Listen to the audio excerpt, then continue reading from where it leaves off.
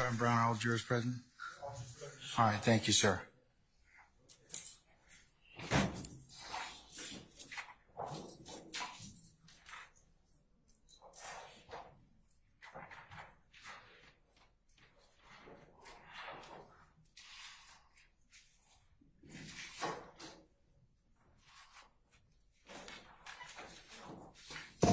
All right, ladies and gentlemen of the jury, good morning. Good morning. All right, ladies and gentlemen, we're going to recommence with testimony of Detective T, who, remember when we were here last time, we had some technology challenges. So he's back with us. And, sir, you're still under oath, okay? Yes, sir. All right, thank you. Your witness, sir. Thank you, Your Honor. Good morning, Detective T. Good morning. And welcome back. You last testified on May 29th last week, and we played States 292 Yankee Alpha, which was outside surveillance footage of the barbershop. Yes. I'd like to pick up where we left off. All right. So I'm now going to publish States 292 Yankee Alpha.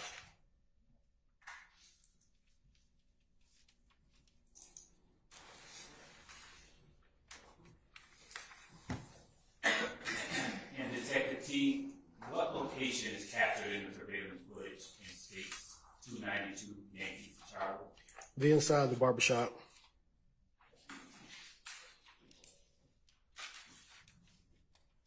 And Detective T, I am now going to advance States 292 Yankee Charlie to 801-44.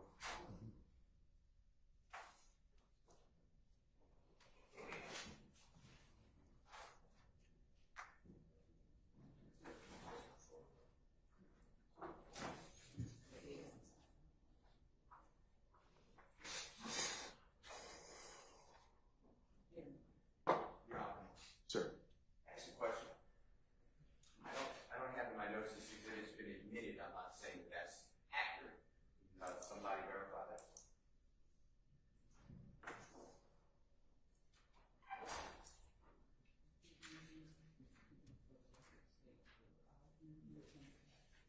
For the record, Your Honor, States 292 Yankee Alpha or 292 Yankee Delta were all admitted last week during his testimony. That's what I showed, Mr. Steele. Thank you. All right. Thank you.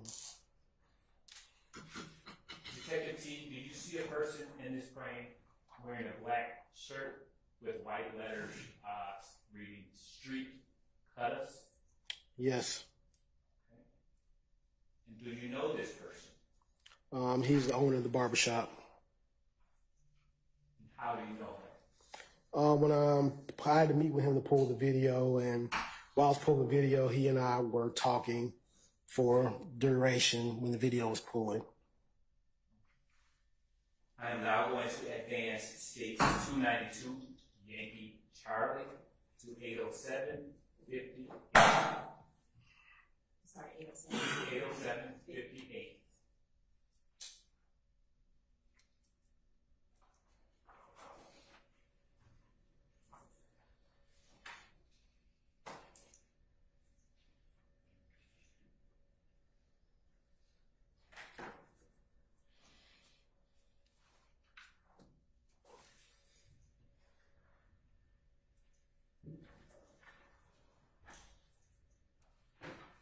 Detective T, are you familiar with the street the barbershop sits on? Yes. And what street is that? McDaniel Street. Detective T, can you orient the jury as to the area depicted in States 292 Yankee Charlie, the area that's depicted at 807-58? Inside the barbershop, looking at the front door of the barbershop. I'm sorry, can you repeat that? Inside the barbershop, looking at the front door of the barbershop. And does that door face McDaniel Street? Yes, it does. And is that door depicted at in timestamp 807-58? Yes. Where? Right there next to where this little girl is standing in front of the door.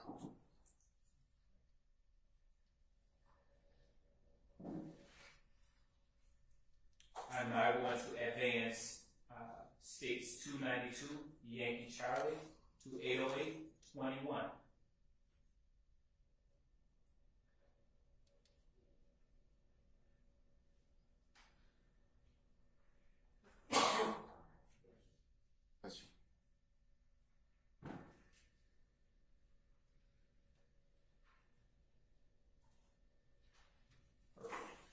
Detective T, can you tell the jury what the actual time is depicted in the surveillance footage based on your personal observation on the scene?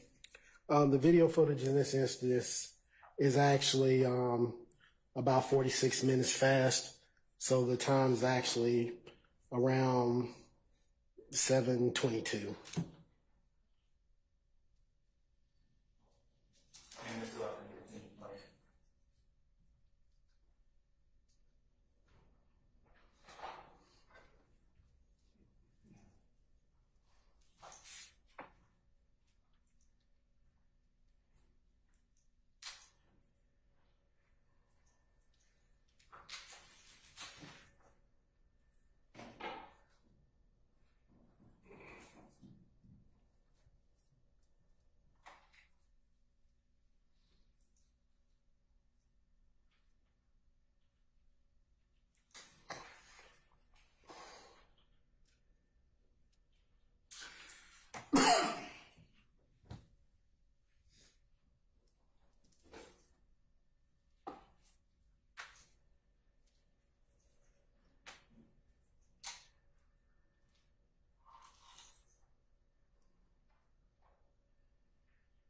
And Ms. Love, can you please pause it for 809-23? Play a little bit further, I'm sorry.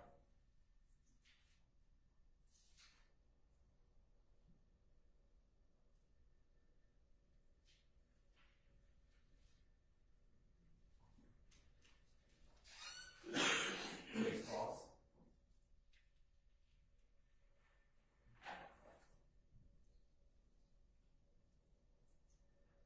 What time is it? 809-35.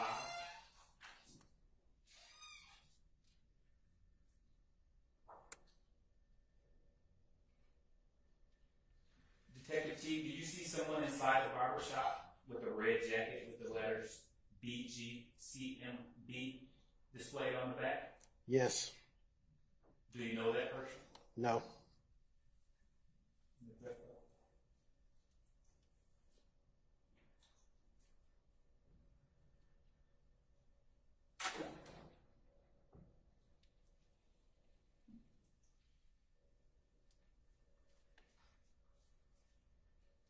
You pause it at 809-54. And Detective T, has this same individual with the red jacket wearing the letters BGCMB on the back, has that person exited the barber shop at this time? Yes.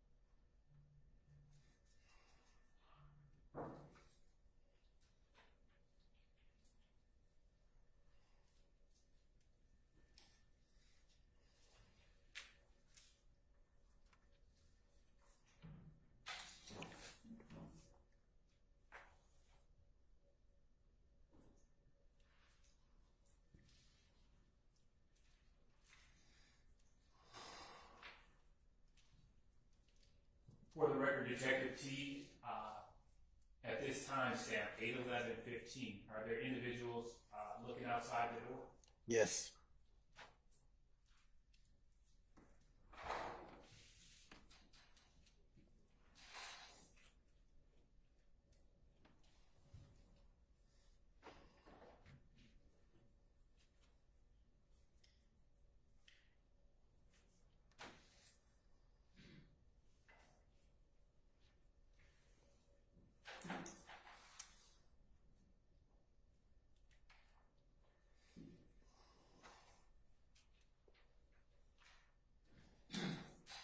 And Detective T at 8/11/37, did the owner, who you identified earlier, did he just walk to the front door?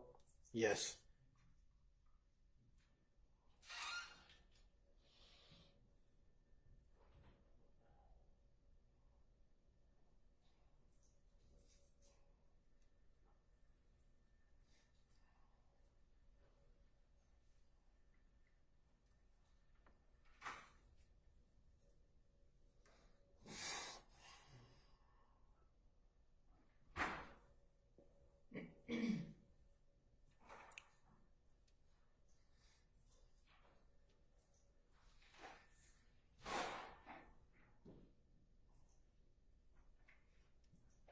At times at 8/12/05, are there individuals leaving the barbershop because of T? Yes.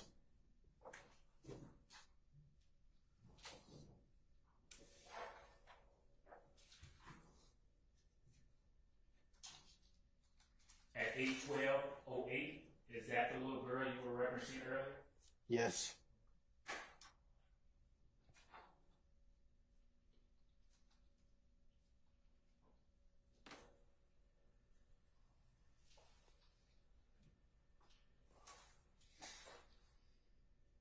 And at 8/12/14, is there another kid standing next to the little girl you pointed out earlier? Yes.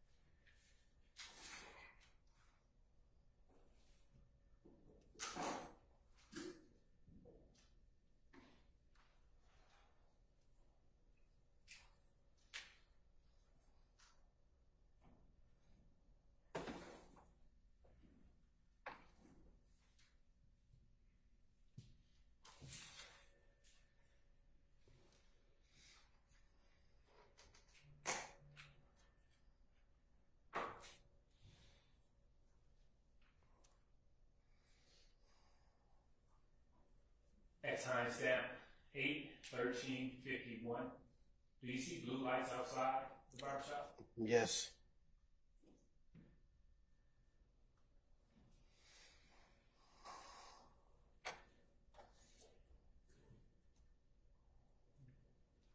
And are there still individuals within the barbershop at this time? Yes.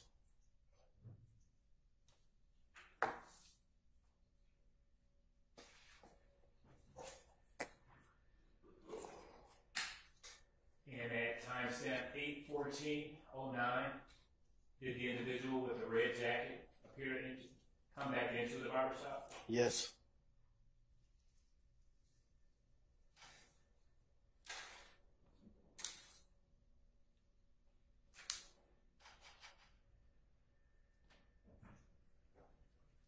And is the person in the red jacket still in the barbershop at this time? Yes.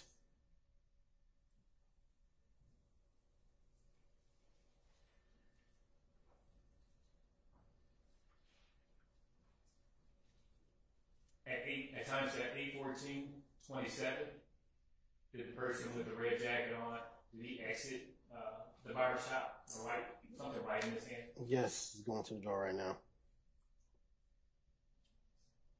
Can you repeat that, Detective? Yes, he was going through the door at that point, but yes, he's exited now.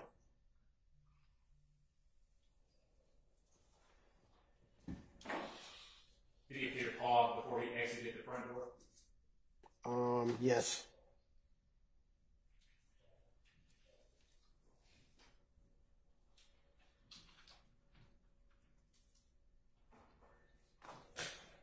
And did he appear to stop at the front door before he exited? Yes.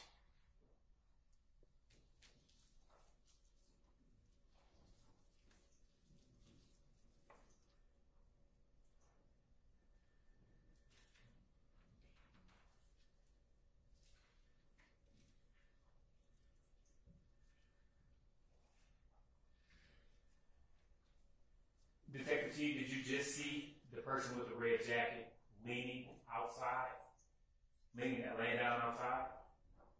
No, I didn't see that. Can you rewind that again? Sure. Ms. Love, can you please?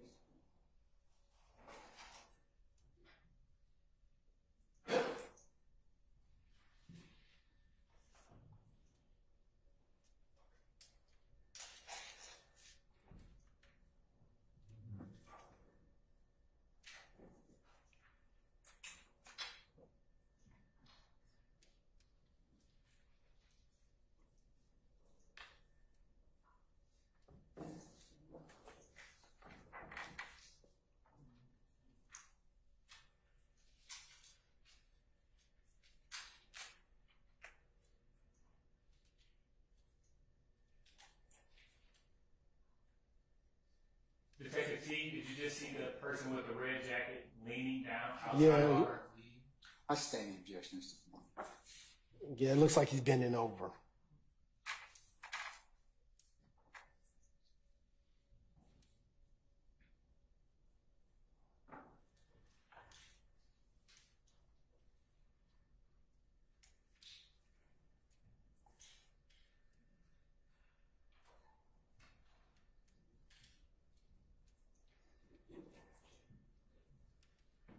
Detective T, at 8:14:45, do you see the person with the red jacket inside the barbershop at this time? Yes.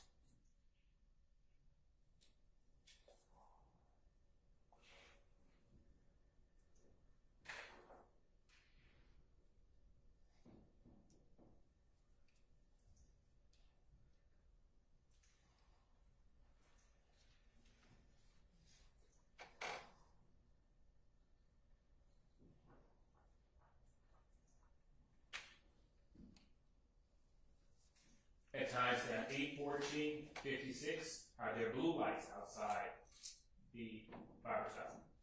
Yes. Okay. And is the person with the red jacket still inside the barbershop? Yes.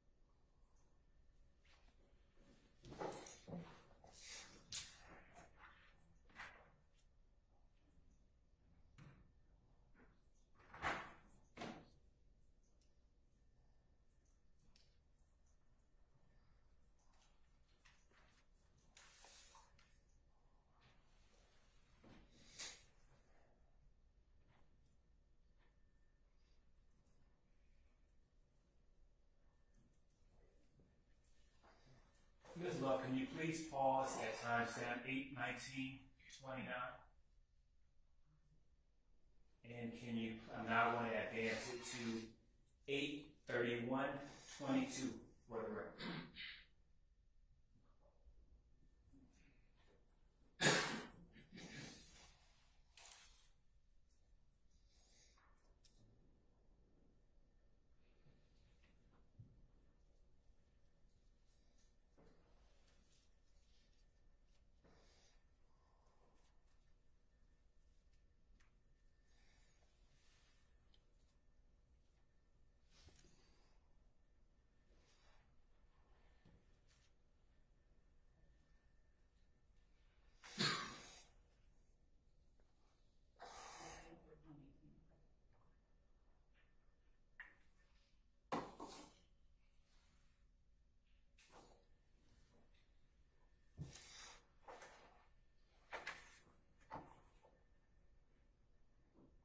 Please stop at 8:31:29. Detective T, do you see an officer inside the barbershop at this time? Yes. Continue.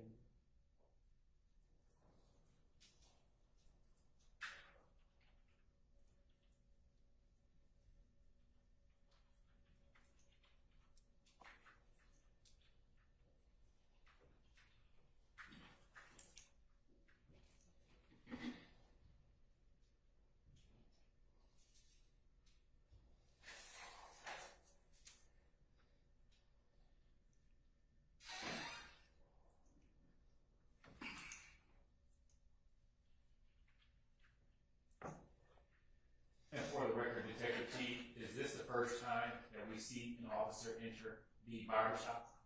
Yes.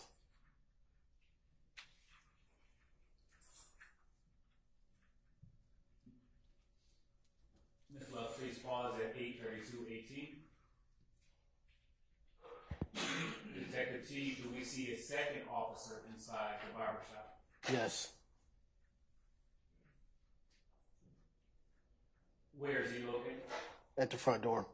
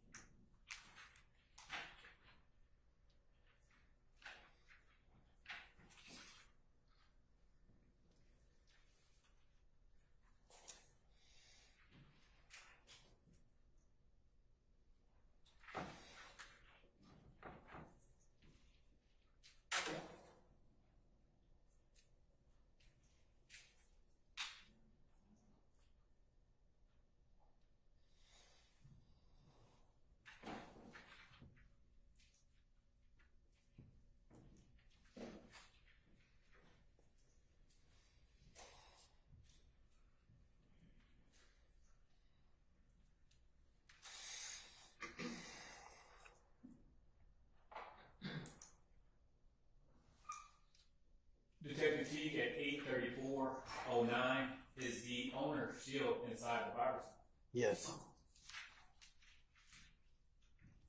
Where is he, and what is he wearing? To the left, he got a red, looks like a hoodie on.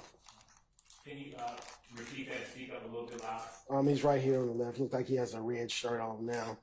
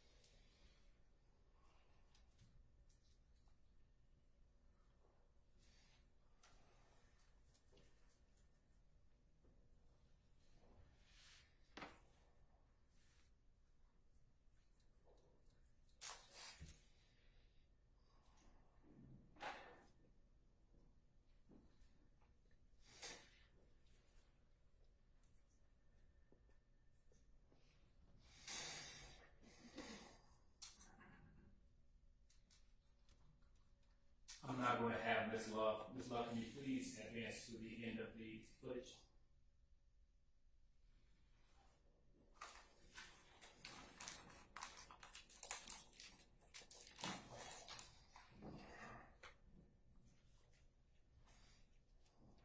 Actually, strike that. Just, can you play for an additional 30 seconds?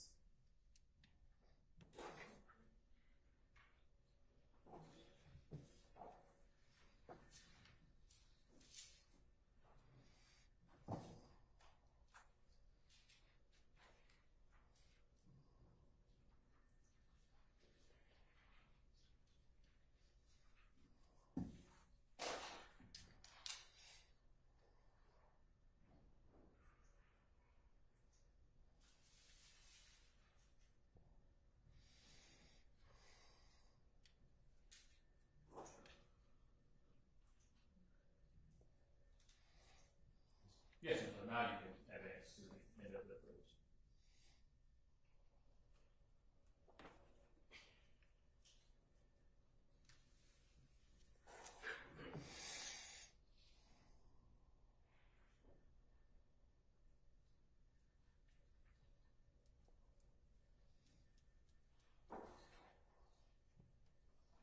Detective G, at 8:43:57, are there officers inside the barbershop?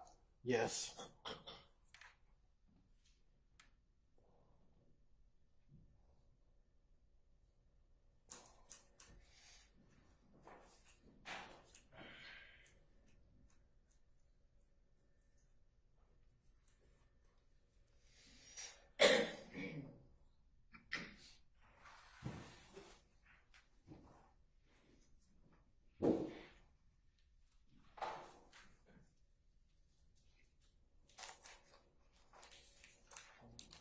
Is this the end?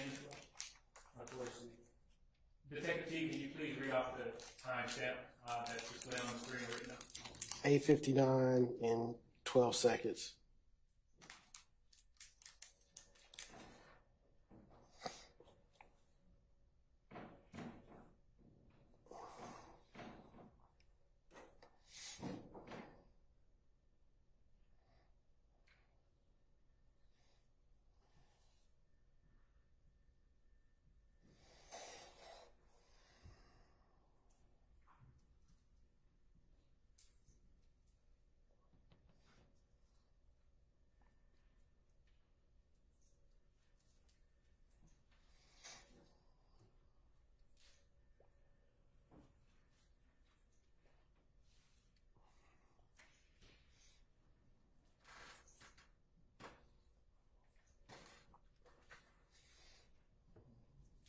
Detective T, does the footage stop at 8:59:59?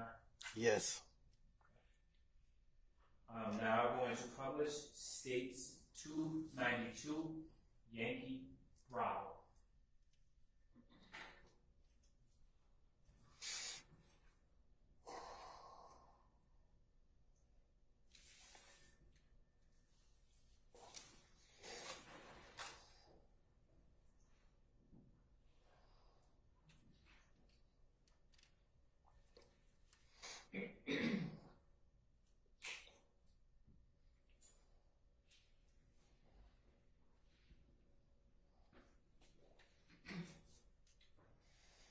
Detective T, can you tell the members of the jury what angle of the barbershop footage we are looking at? This is the barbershop footage in the parking lot between the gas station and the barbershop. Does that appear to show where the Texaco gas station is? Yes. And where is that? On McDaniel Street and over on the other side of the gas station, it's Northside Drive. In the frame, can you point to the members of the jury where the Texaco is? Right here where you see the light and the gas pumps.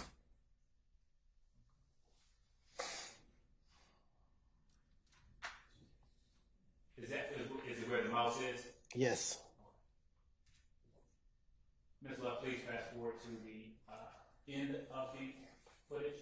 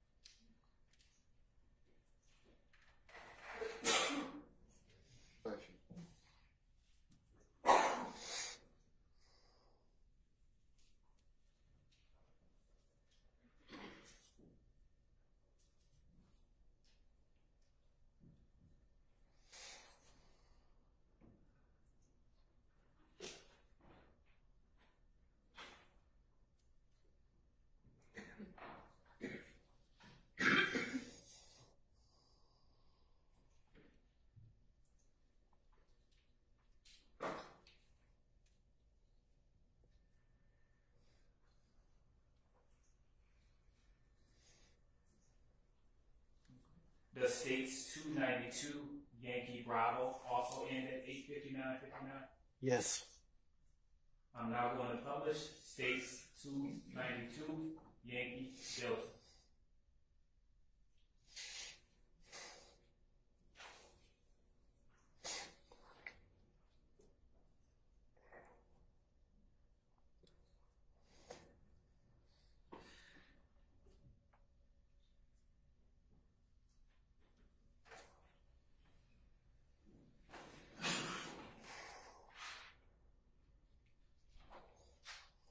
Detective T, what angle of the barbershop are we looking at here? The same parking lot, but looking out on McDaniel Street. Ms. Love, can you please fast forward, advance to?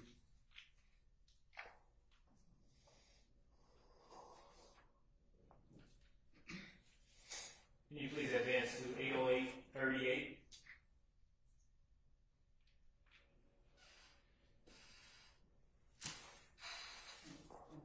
That's fine.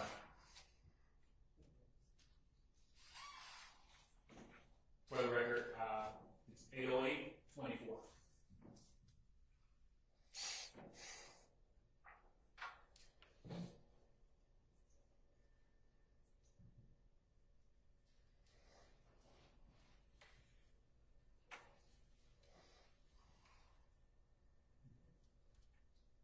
Please pause, Ms. Love.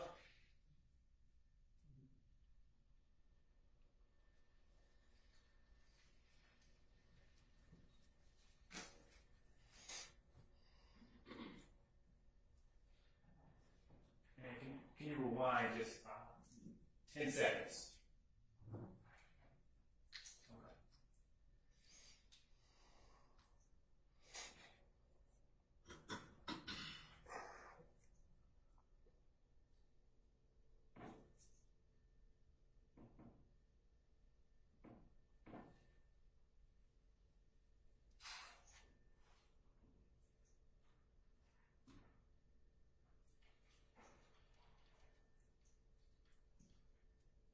I'm going to pause it as well. For the record, we are paused at 808:45. Detective T, did you just see sparks appear in the frame? Yes. Please fast forward towards the end of the footage.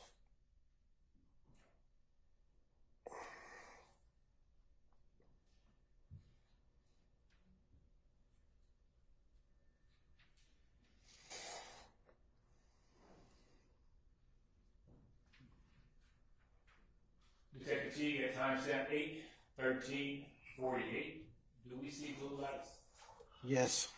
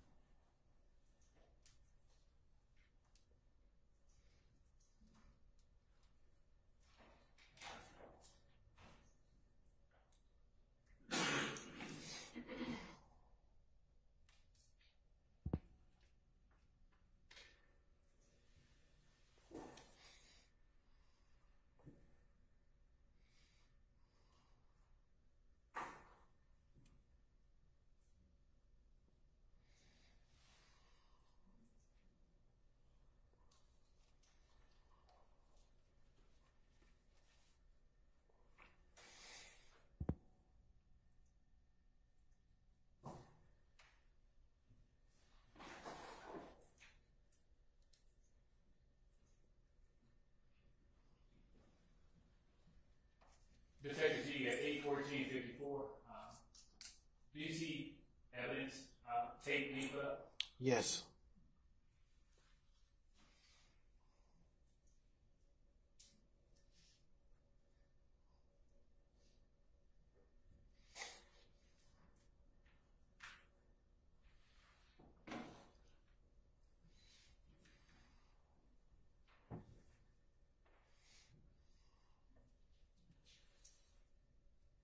At timestamp 8:15, 08.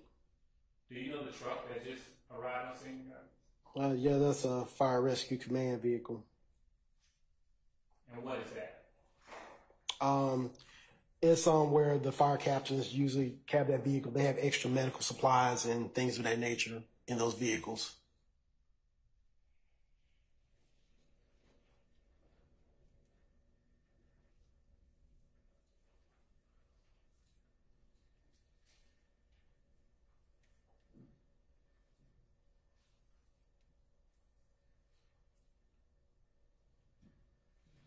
At 8:15:18, is there evidence? I'm sorry. Is there evidence tape across McDaniel? Yes.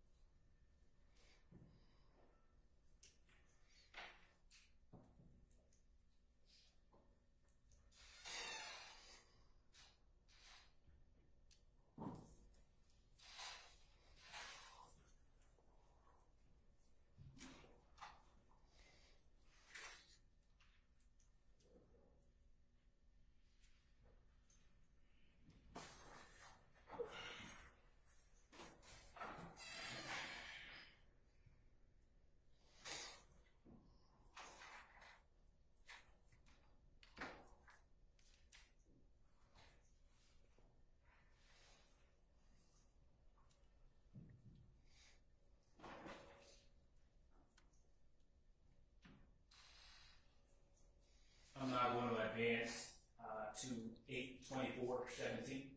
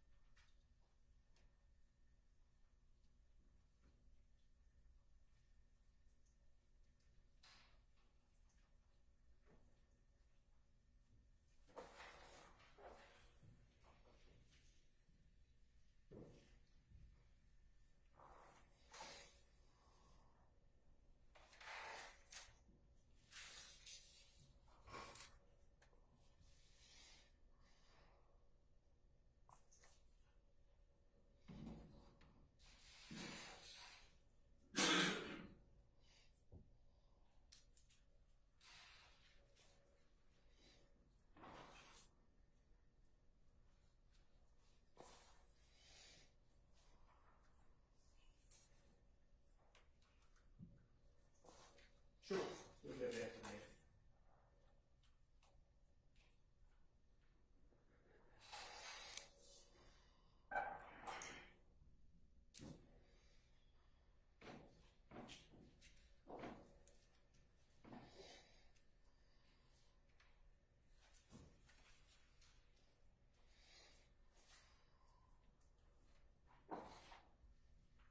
Detective T, the 84201 is the fire and rescue truck gone? Yes.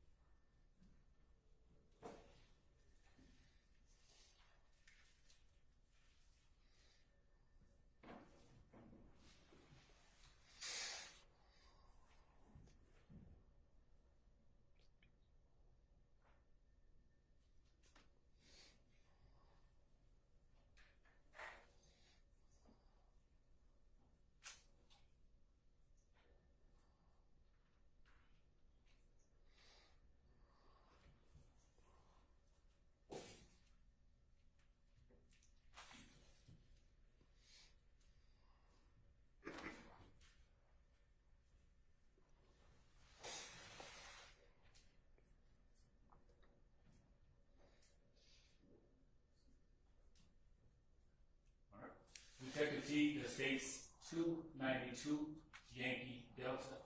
Does that surveillance footage also end at 8:59:59? Yes. Okay. And were there blue lights still by the Texaco? Yes. I'm now going to publish states 295 Yankee.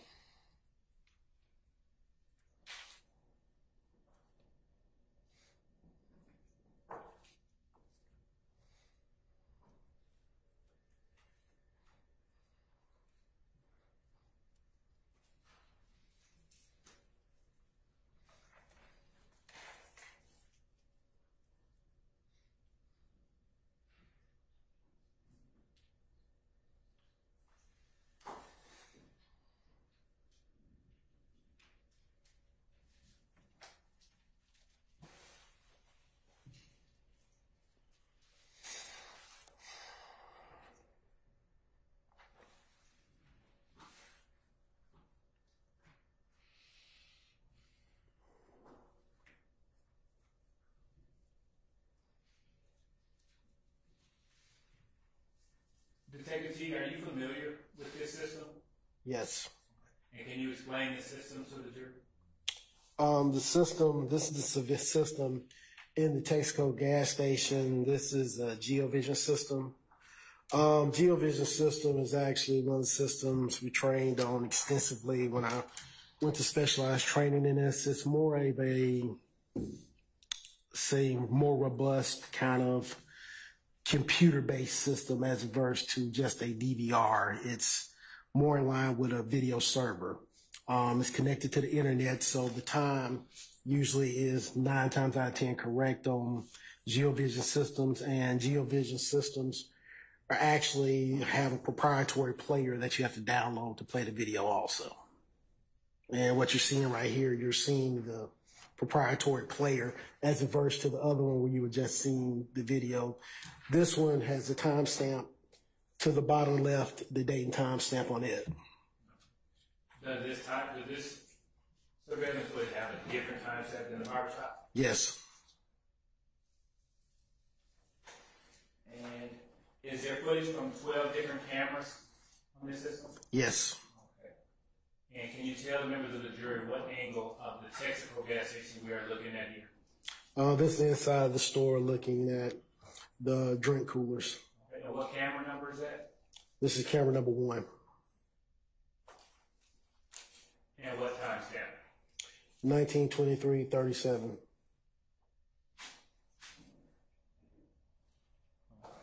Tell the members of the jury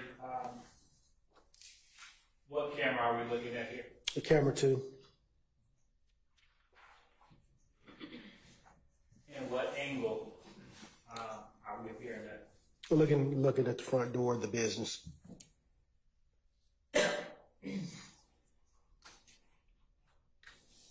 What street does the front door of the Texaco face? McDaniel Street. And what is the time stamp for camera 2? 1925.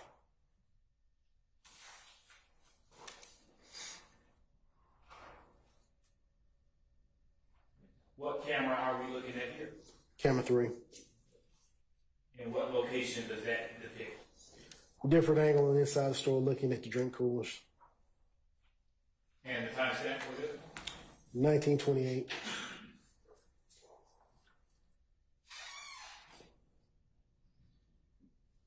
And what camera are we looking at here? 6. And what angle of the Texaco does it appear to depict? Looking at the front walkway in front of the front door. And the time stamp?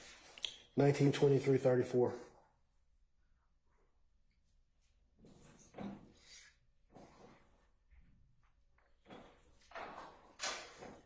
And what camera are we looking at here? The front counter. Is that inside the Texaco? Yes. And the time stamp? 1924:36.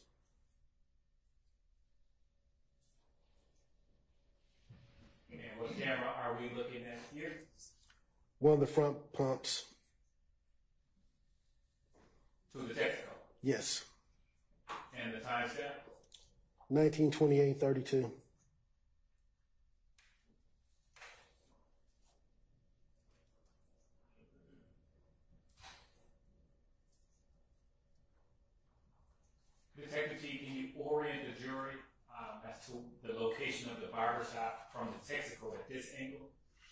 Oriented, the barbershop's going to be to the left in kind of a southerly direction.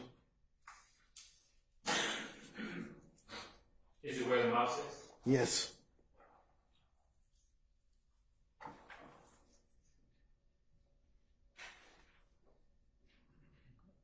And what camera are we looking at here? Camera 11. And what is this? What angle of the text code does this display? So this is looking at a different set of pumps, but it's looking out toward the intersection of McDaniel Street and Northside Drive. And the timestamp for this camera? 1926-35.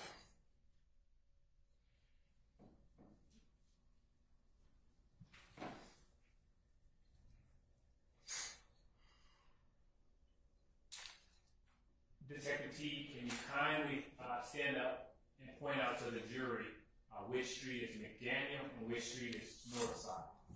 Do you have a pointer? This part.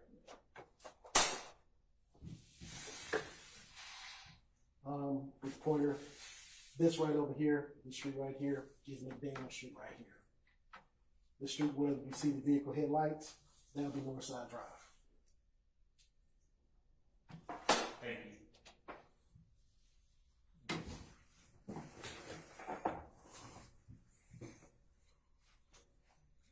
And what camera is the jury looking at here? Camera 12. And what does this depict? Another view inside the store looking over at the drink coolers. And the timestamp? 1925.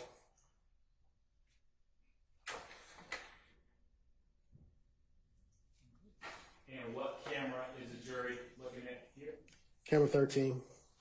And what does camera 13 depict? Another shot inside the store looking at the candy and look like snacks. And the timestamp? 1923-56.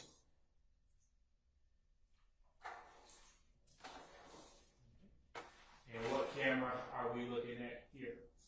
Another angle looking at the inside the store aisle looking at look like the grocery section and the candy.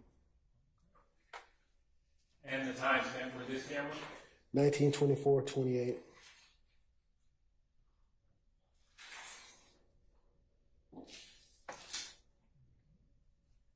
And what camera is the jury looking at here?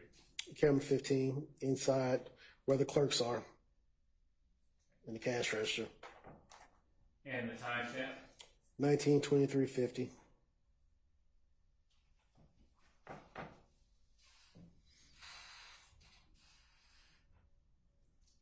And what camera is the jury looking at here? Another angle up in the front of the store looking at the front door and the cash registers from the outside. Though. Detective T, what are video events?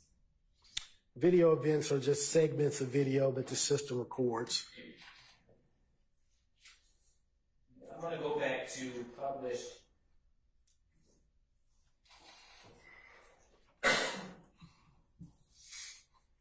Under video events, what do those time segments represent? Those just are video clips, how the system breaks down their video in different time frames.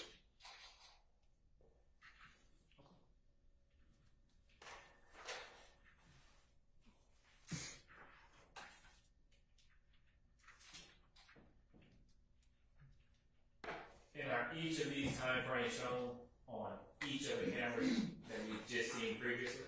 Yes.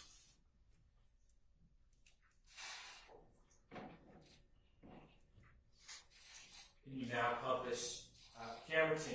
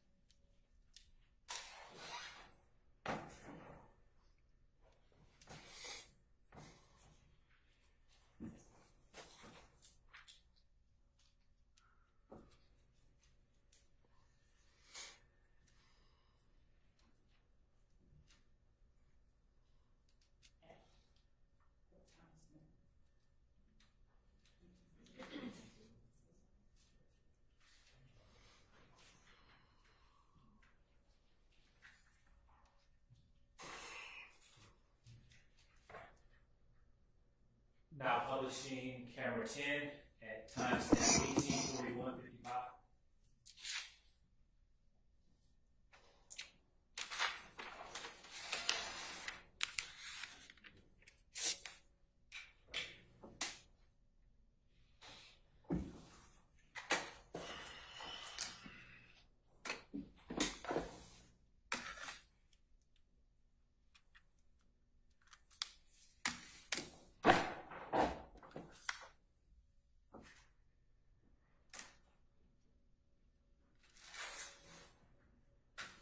Okay, freeze it at 18:42 p.m. Detective T, do you see a gray or silver car pull up to a gas pump? Yes.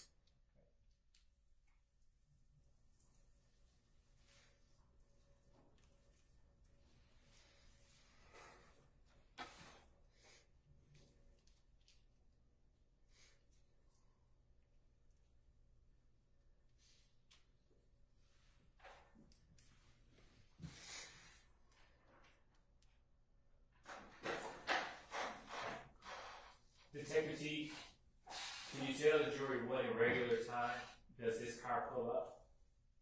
1842. What is the, And regular time, 1842 is actually 6:42. and is that time different or the same from the barbershop? The timestamp is going to be different because this is actually correct time, whereas the barbershop footage is 46 minutes fast. Is that more accurate than the barbershop? Yes.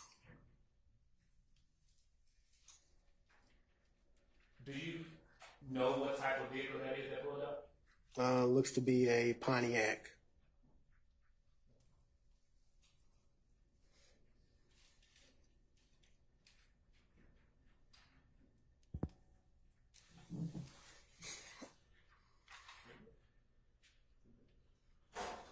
Freezing at 18:42:20. Detective T, do you see a gentleman exit the passenger side door of the Pontiac? Yes. And does he appear to be walking towards the entrance of the Texaco? Yes. Continue.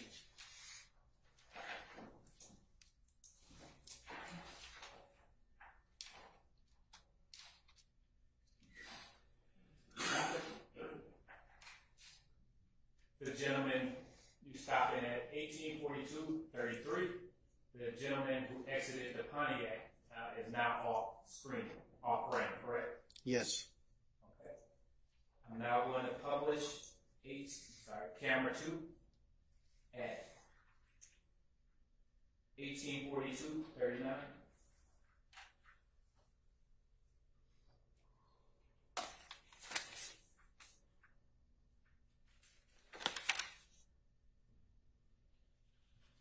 At 18:42:39.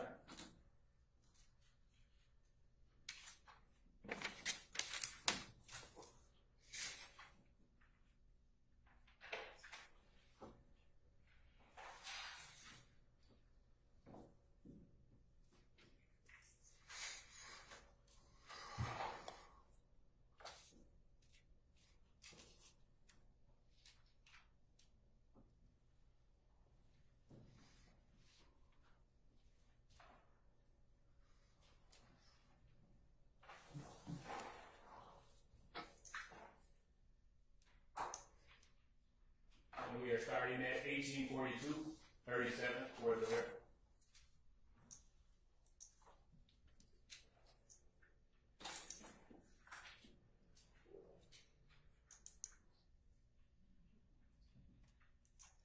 Continue.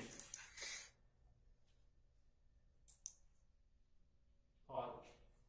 Pausing at 18:42:43. Detective T, is this the same gentleman that exited the Pontiac? Yes. Is he wearing a black coat? Yes. Do you know that individual? No. Continue.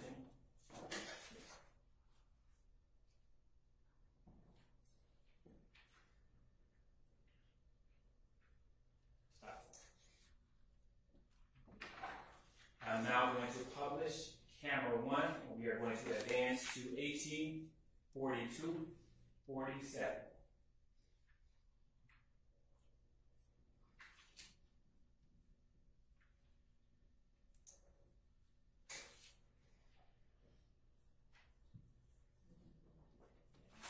That's right.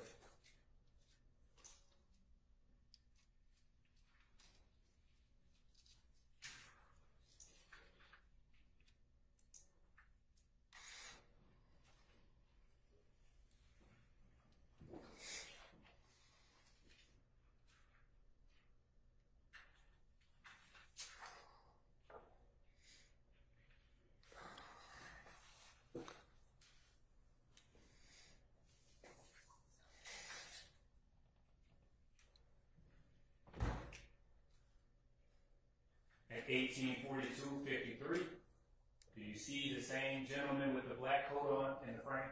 Yes.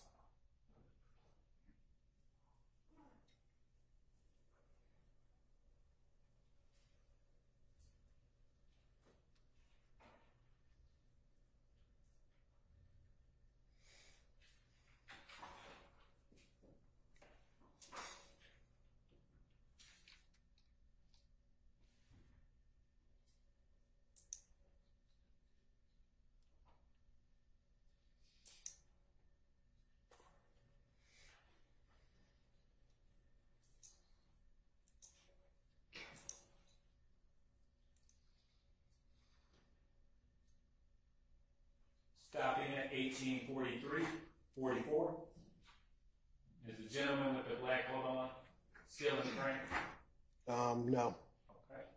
I'm now going to publish camera 13. We are going to advance to 18:42:45.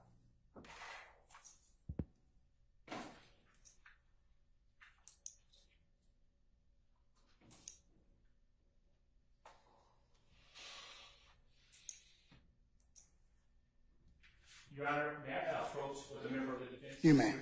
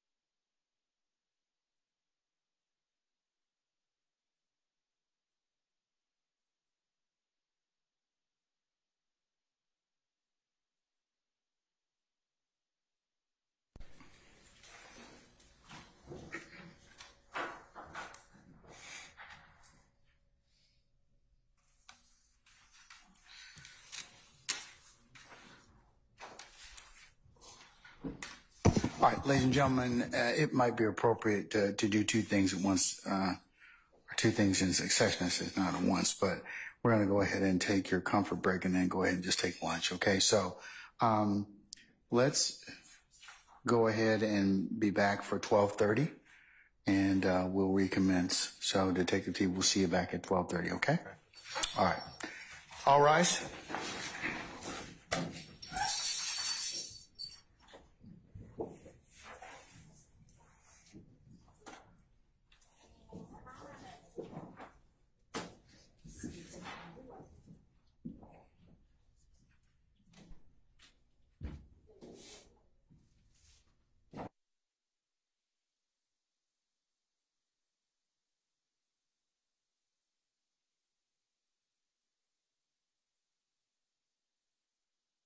Ladies and gentlemen, please be seated. Our jury has left us.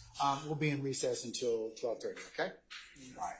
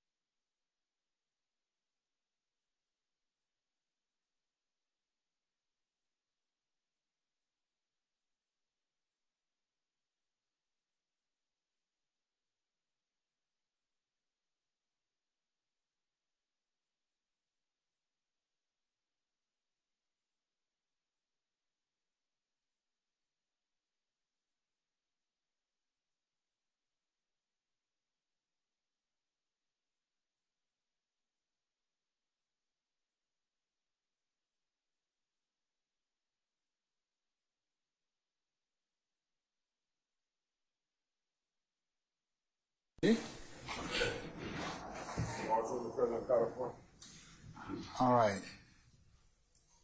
Thank you, sir.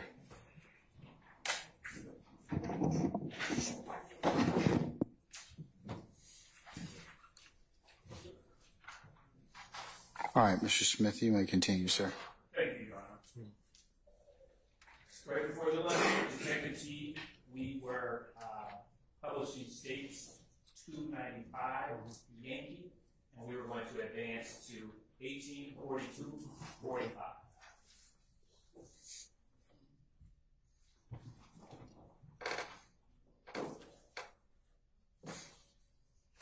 And that was camera 13.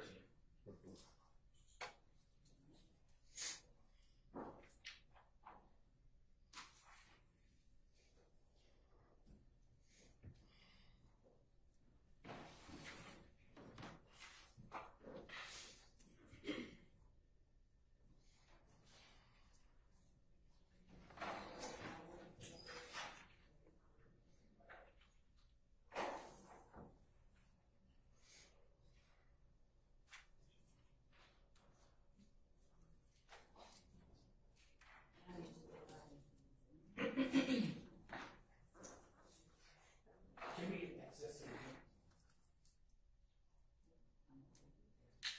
I think we just did.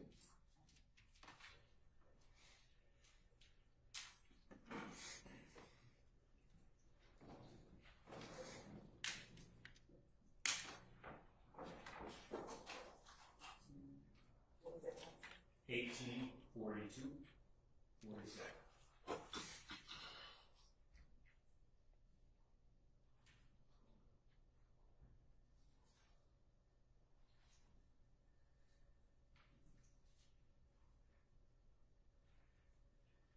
And Detective T, do you see the gentleman in the black coat inside the Texaco gas station? Yes.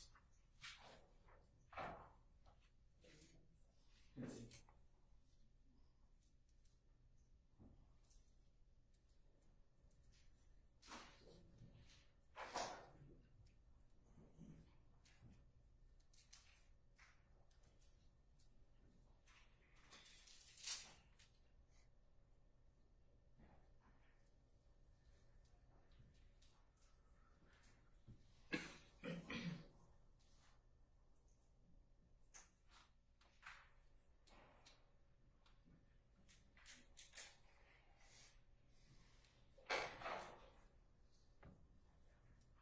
Detective T, the gentleman with the black coat, still in this frame?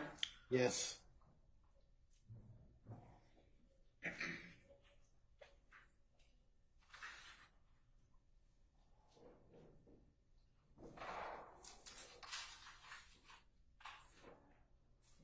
And we can stop it at 1843-45.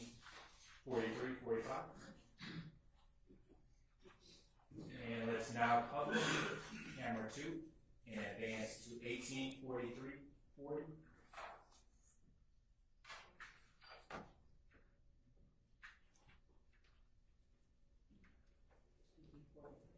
Eighteen 43-40.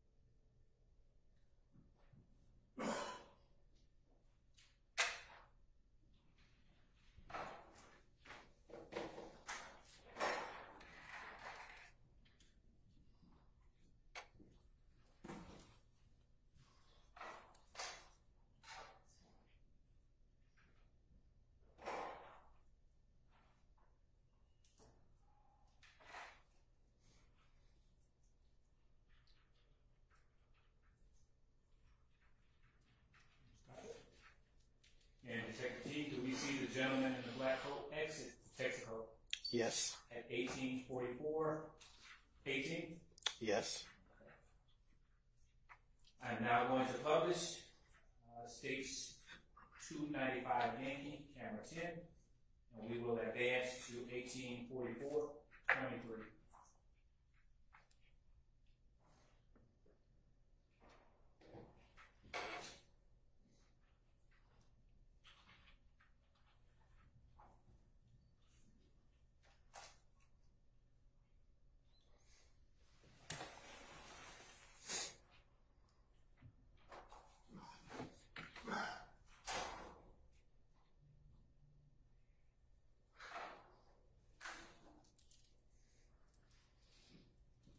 Detective T, is the Pontiac still in the frame at this time?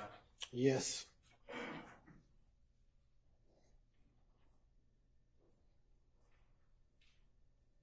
Pause it. And Detective T at 1844-37, you see the gentleman in the black coat enter that Pontiac. Yes. Continue. Which side? Entering the passenger side, front seat. Continue.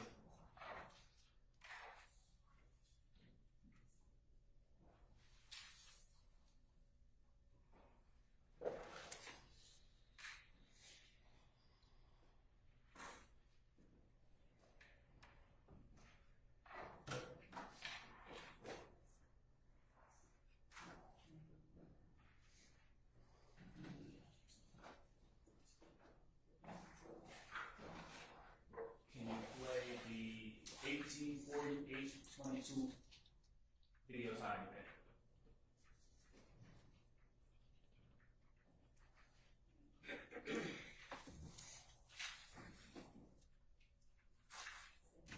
Yes, sir.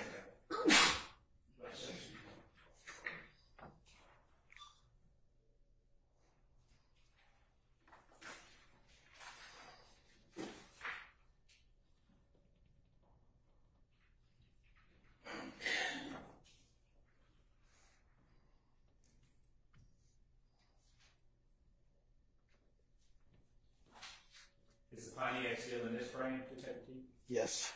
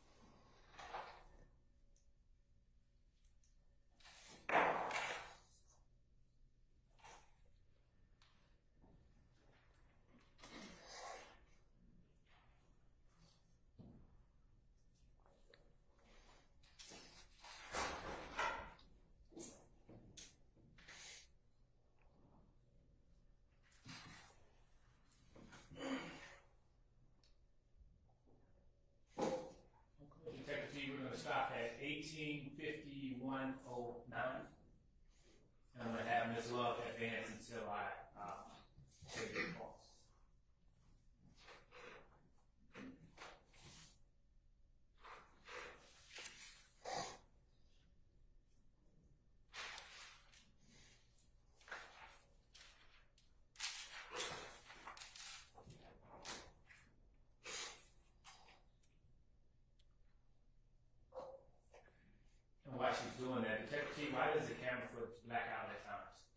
It was a motion activated system for the outside. Go to the next frame. It is 1853-22.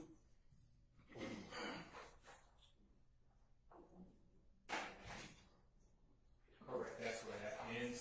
So the next slide will be 1858-22.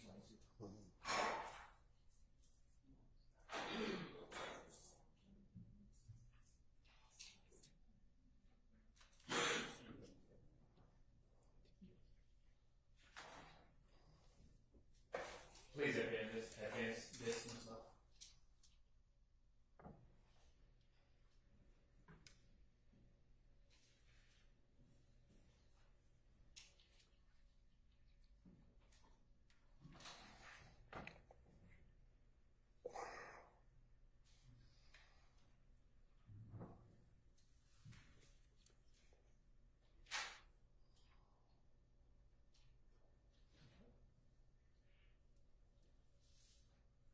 Please advance to the next video segment, which is 1858-22.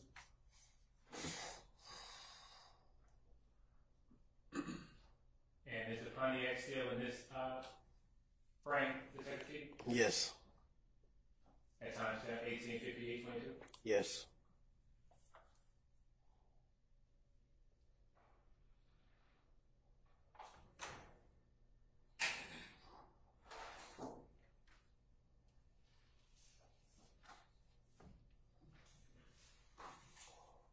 Please advance, Ms. Love.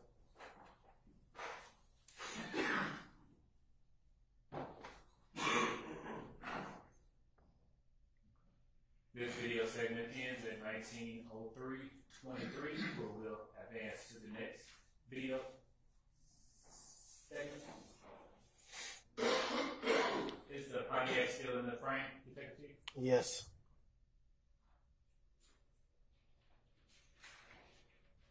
Start at 19:03:23. Is the Pontiac still in this frame, Detective Chief?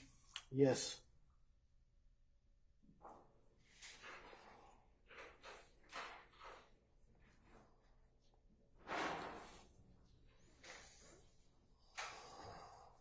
At 19:08:15, is the Pontiac still in this frame, Detective Chief? Yes.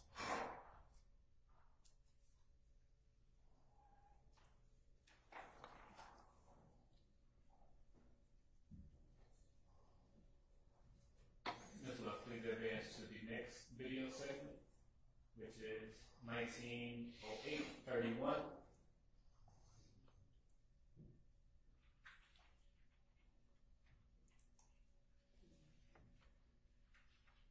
Please continue to advance, Ms. Love.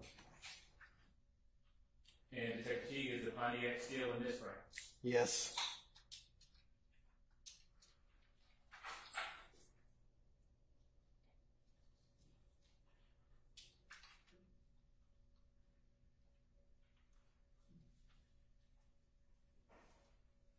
Okay. This video segment ends at 19:13:29. Is the Pontiac still in this frame? Yes. Ms. Love, please advance to 19:13:31.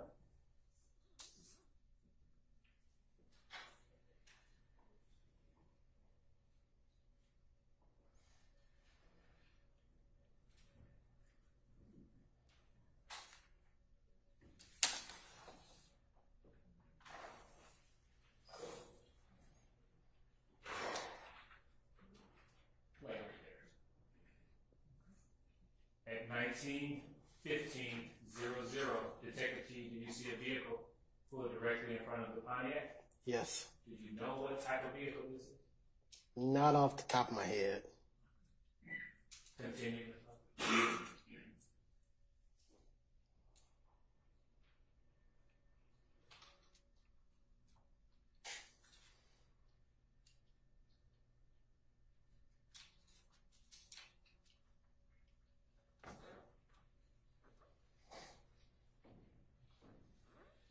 At 19:15:19, Detective T, do you see the gentleman with the black coat on exit the passenger side of the Pontiac and appear to approach the vehicle that stopped in front of the Pontiac? Yes. Continue, Ms. Love.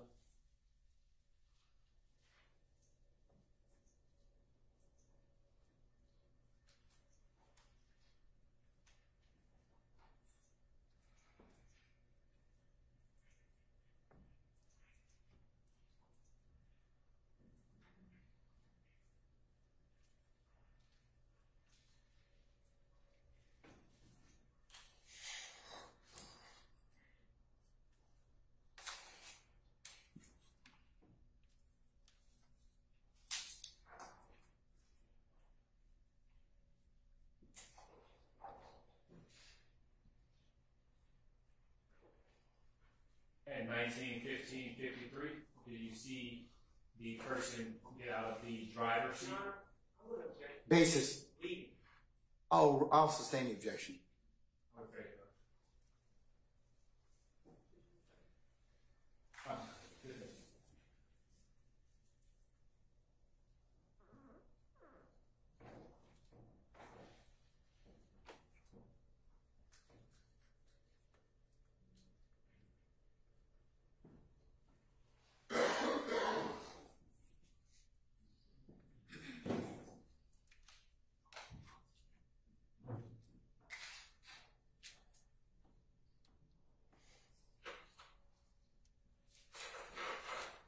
At 19:16:02, do you see the guy in the black jacket?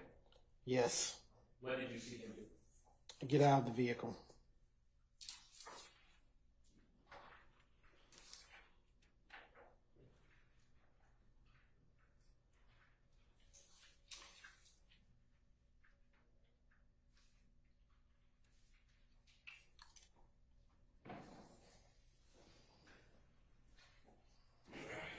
Detective T, do you still see the gentleman in the black jacket? Yes. What area of the vehicle is he? Where is he located? Depicted at in this frame. In the driver's side door. And what time stamp is that? 19:16:06. What actual time is that? 7:16 p.m.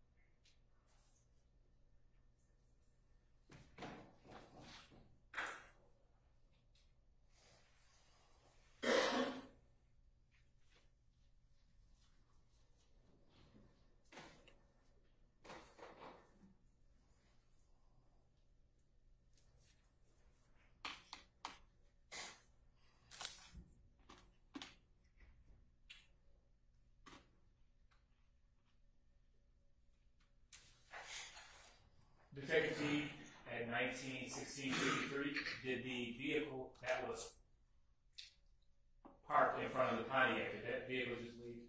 Yes.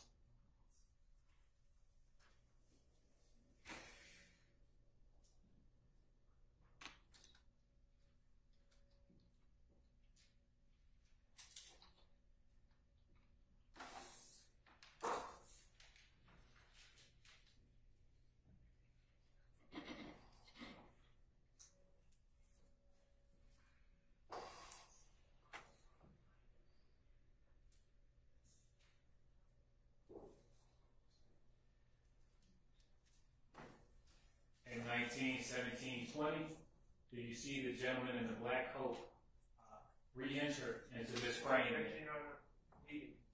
I sustain the objection. Detective T, did you see the gentleman in the black coat? Yes, he got back into the driver's side of the vehicle. Continue.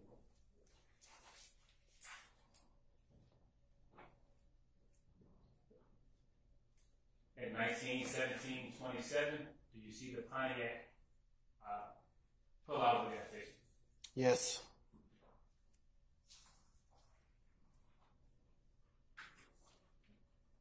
Now we're going to publish camera 11.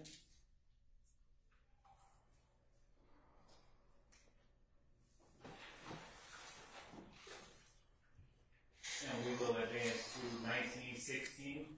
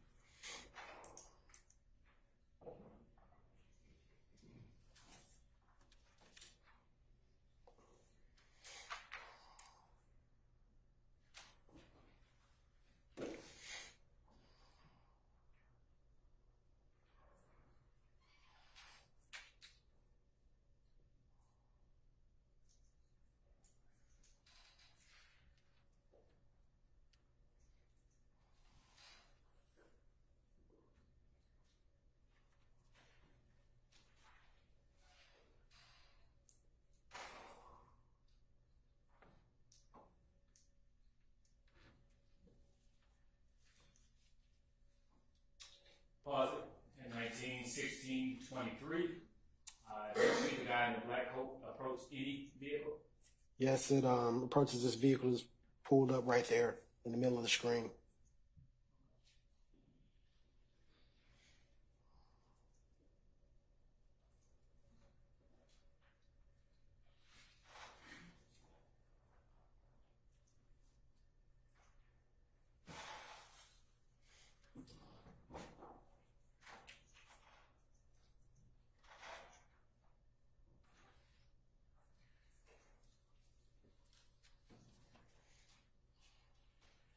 Continuing.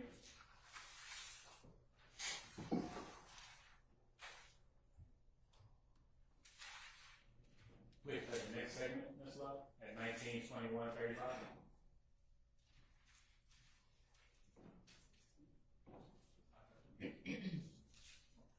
For the record, we're continuing in 1916, 57, 58, and counting.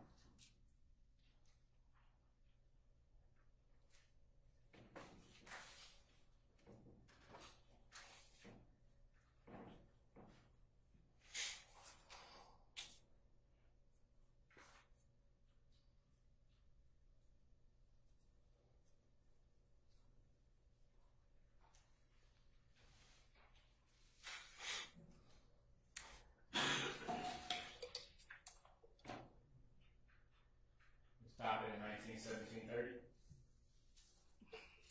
Detective T, did you see the Pontiac exit the Texaco? Yes.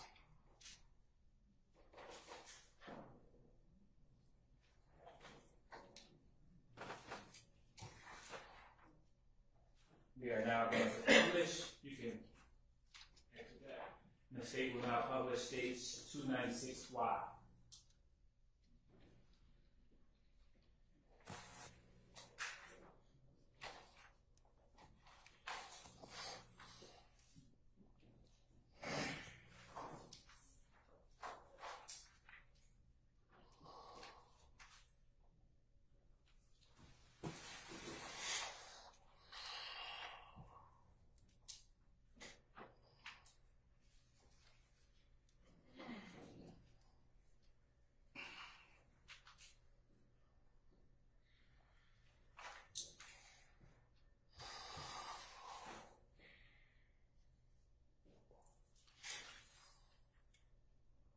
Now publishing states 296Y. Detective T, is this a snippets from different angles of the barbershop and the Texaco footage?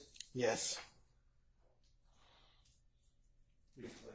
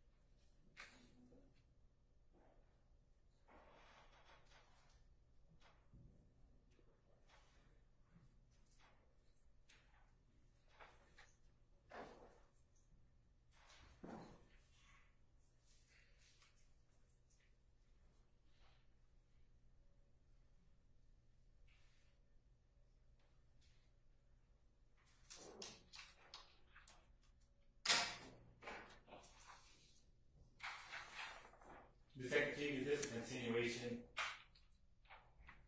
in time from place to place? Yes. Court indulgence, Your Honor. Yes, sir. Nothing further at this time, Your Honor. Cross, hold on.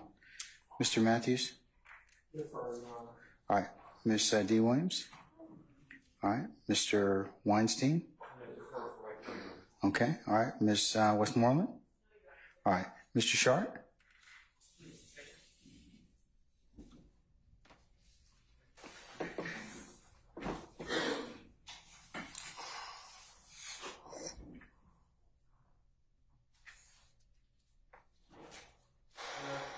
I have a brief indulgence just to ask a stated question.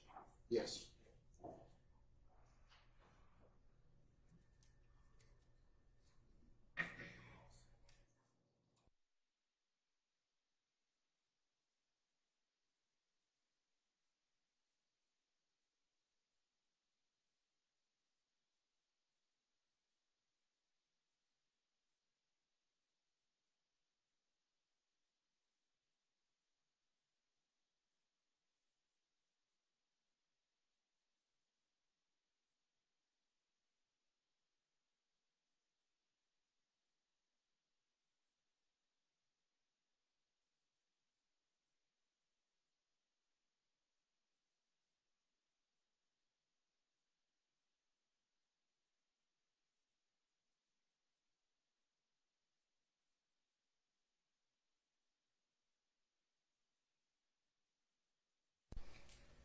Thank you, Your Honor. Please record.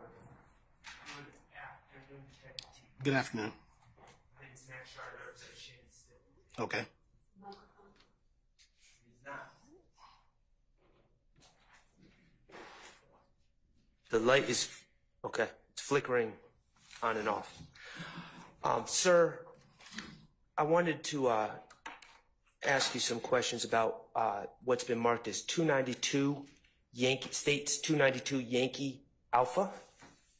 Mr. Kokomo, if you could just publish that.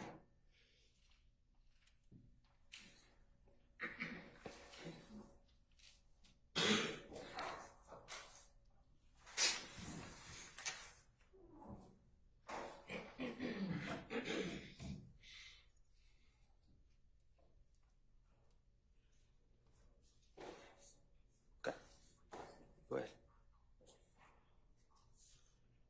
Okay. And pause it. Okay. Detective Teague, 292 Yankee Alpha is video that you retrieved on January 10th of 2015, correct? Or going into January 11th, 2015? Yeah, because the barbershop was closed, so I had to go. Understood. Tuesday. Okay. And we've already established, I believe we've established that even though the video says 8 o'clock, as it appears to begin according to the camera at 8 o'clock p.m., that time is off a certain amount. Yes, it is. And could you remind me what that? It's like about 46 minutes fast. Okay, approximately 46 minutes fast. Right, so just so we're all on the same page ahead of where it should be. Okay.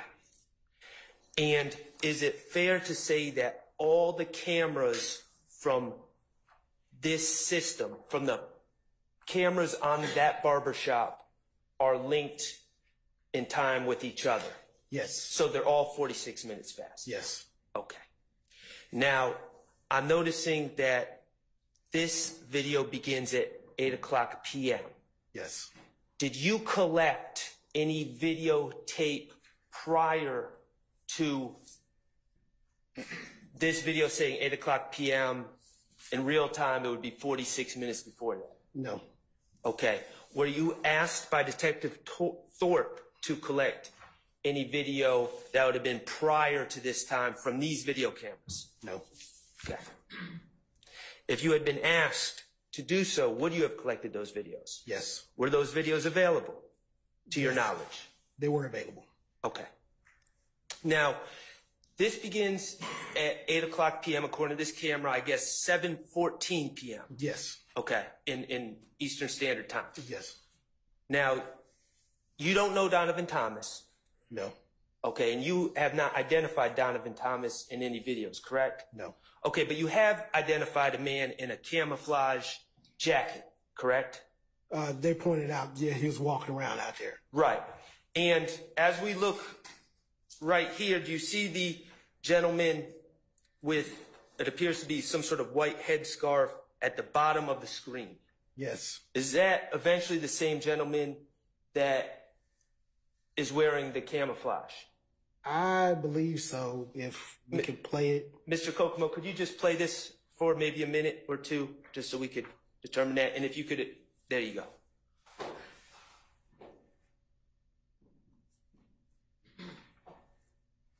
And Investigator Teague, if you could just tell me when you're in a position to answer that question confidently.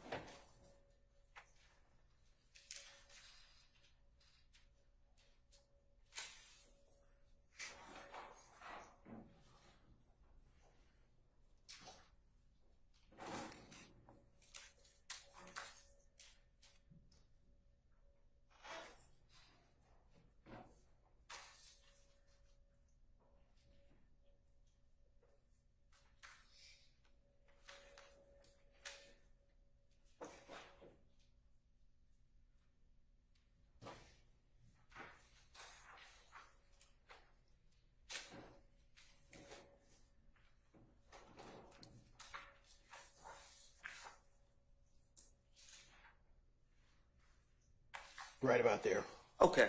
So can we, at this point, now that you've been able to review the video, those 3.5 minutes approximately, can we agree that that is the person, that gentleman is the person in the camouflage jacket that we spoke of? Yes. And can we agree, would you agree that that gentleman was present at, according to the camera, at that scene since 8 minutes, or excuse me, 8 o'clock on Yeah, the, that time. Yeah. okay. 8 o'clock, you know, timestamp on the Right. video. Yeah. Okay.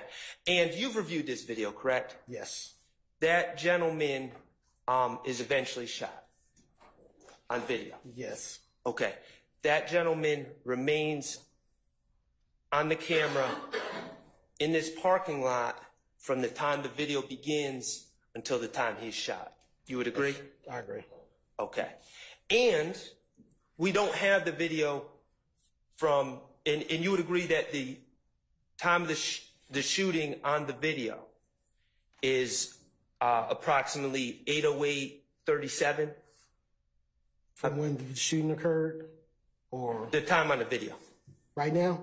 No, when the shooting occurred. Yeah, it's around 8:08 and some seconds. 37? Yeah. Okay. So according to this video, this gentleman was in that parking lot for approximately 8 minutes and 37 seconds before being shot. Yes. Okay.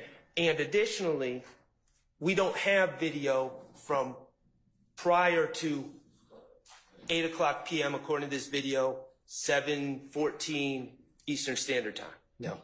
Okay, so that gentleman, we can say, before being shot, was in that parking lot at least 8 minutes and 37 seconds, and potentially longer than that if we had video from prior to that time. Yeah, potentially. Objection, Your Honor. Basis. You with it? I'm sorry, speculation. I sustain the objection. Okay, we don't have that video. No, we don't have it. Okay. You would agree from your review of the video that this gentleman did not walk out of a barber shop immediately prior to being shot. You would agree, correct? Objection, Your Honor. Basis. I sustain the objection. According to the video that you've reviewed, you would agree that this gentleman did not walk out of a barber shop immediately prior to being shot, according to the video. Your Honor. Still the same basis, Mr. Sharp. Move on. I sustain the objection. Thank you. Okay. Mr. Kokomo, could you display what's been marked States Exhibit 292 Yankee Alpha Charlie?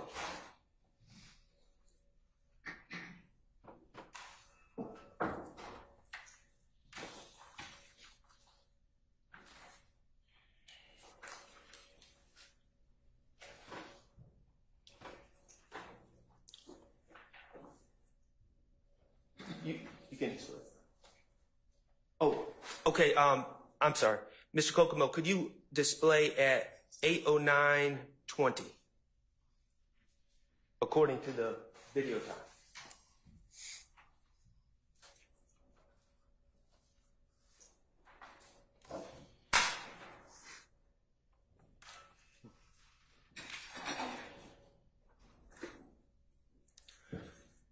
Okay. And could you play it from 8:09:20? Mr. Kokomo? Thank you, sir. Okay. Pause it. Okay, at 8:09:27, you were asked about a gentleman in a red jacket on direct, correct? Yes. Okay, and you were asked about the color of his jacket, correct? Yes. Were you asked any other questions about him? About the lettering they had on the back of the jacket. Lettering. What about what's in his hand? Looks to be a long gun. A what? A long gun. When you say long gun, what does that mean? Rifle. What kind of rifle? Assault rifle? I don't like the term assault rifle, just Objection, Your Honor. Speculation. I sustain the objection. Okay. At 8:09:30, do you see that what you've determined to be a rifle in that gentleman's hands? yes. Okay. Were you asked about that on direct? Objection, Your Honor. Basis. Relevant. I sustain the objection. Do you know who this gentleman is? No. Okay.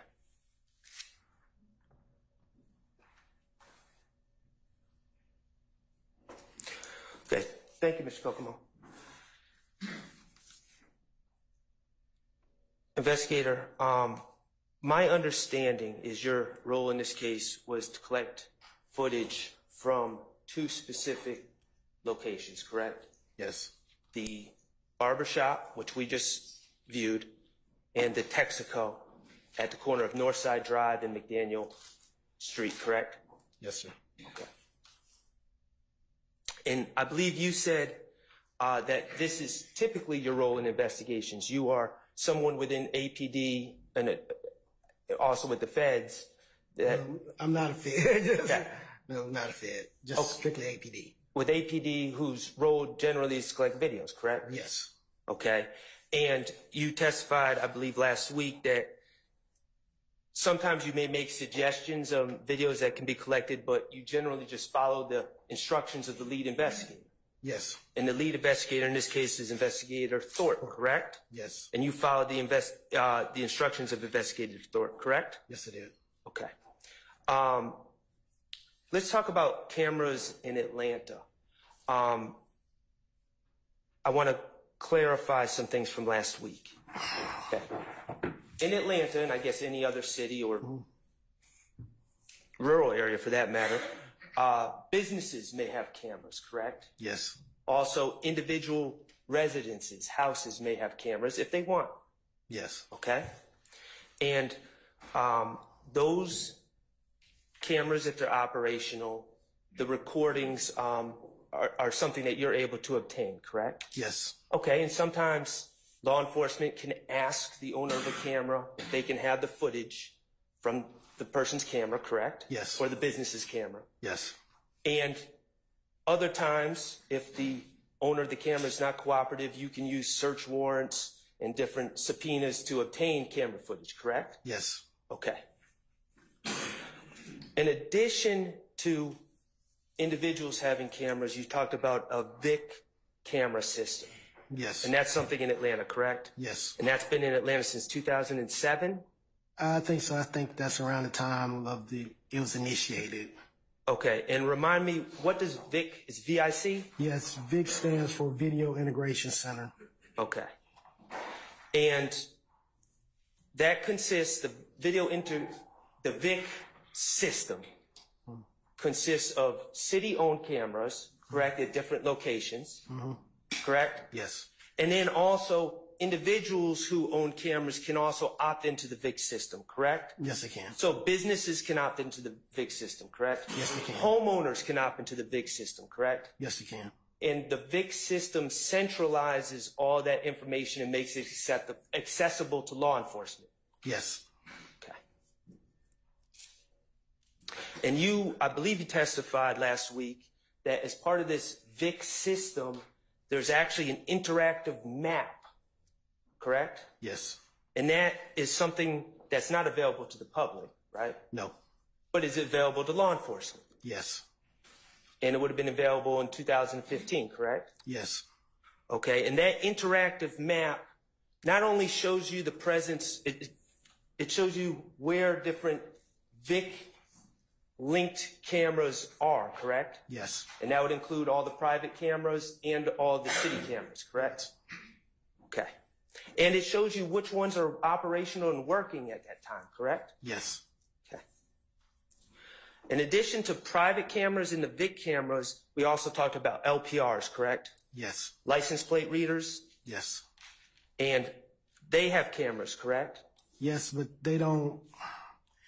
Their cameras operate a little differently than, pan, tilt, zoom, or video cameras. Their LPRs are actually just high speed. Once the camera's triggers, taking pictures to actually, capture tags. Understood. So as I understand what you're saying, they're not necessarily video cameras, they're more snapshots. Yes. Okay. But those snapshots are saved in a system, correct? Yes. And law enforcement has a map of where all the LPRs are, correct? Yes. And law enforcement has a way to access all of the photos taken by LPRs in Atlanta, correct? Yes. Okay.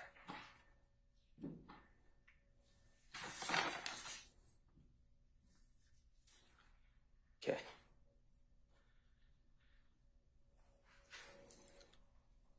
You've testified that Detective Thorpe asked you to collect these two cameras from these two locations.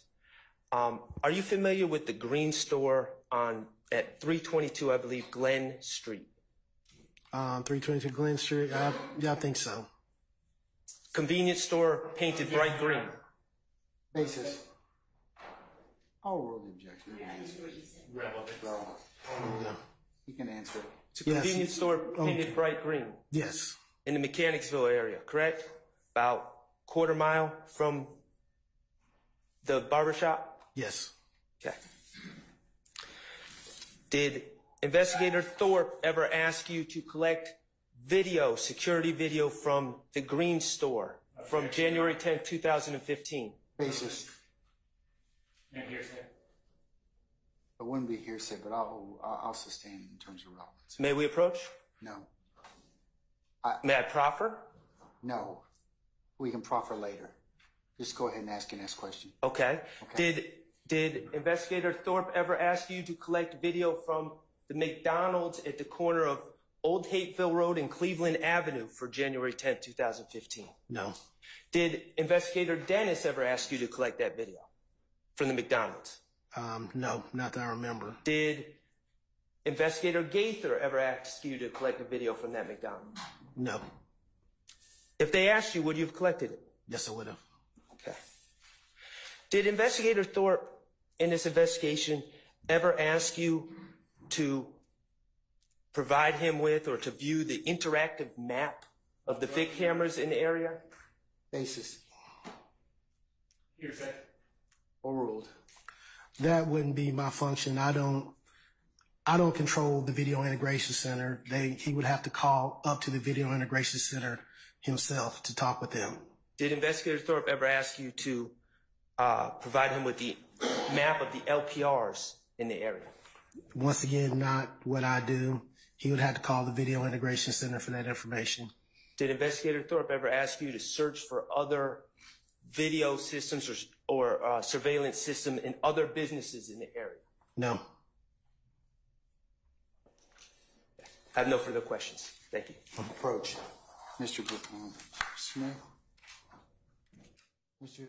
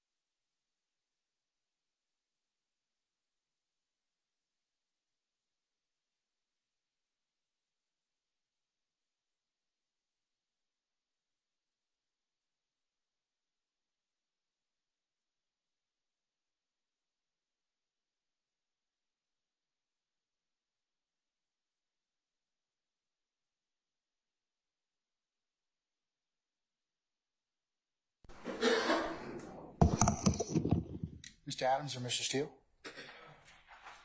Anything, gentlemen? Yes. All right, go ahead.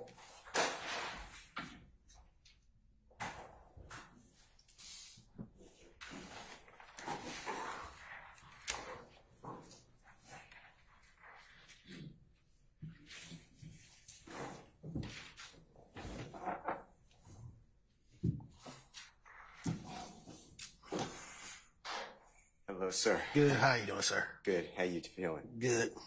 May I ask you a couple of questions? Sure. Okay.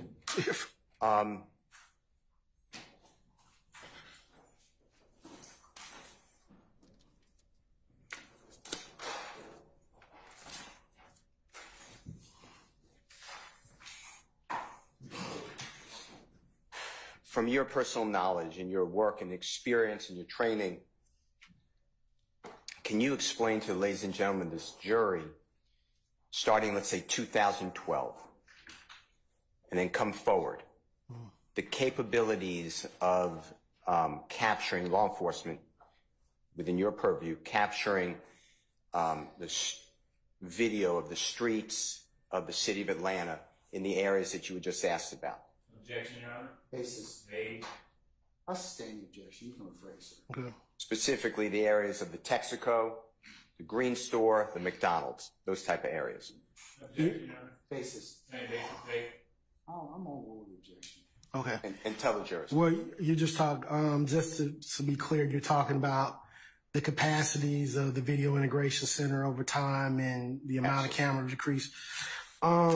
Basically, since the inception of the program, the cameras have expanded exponentially.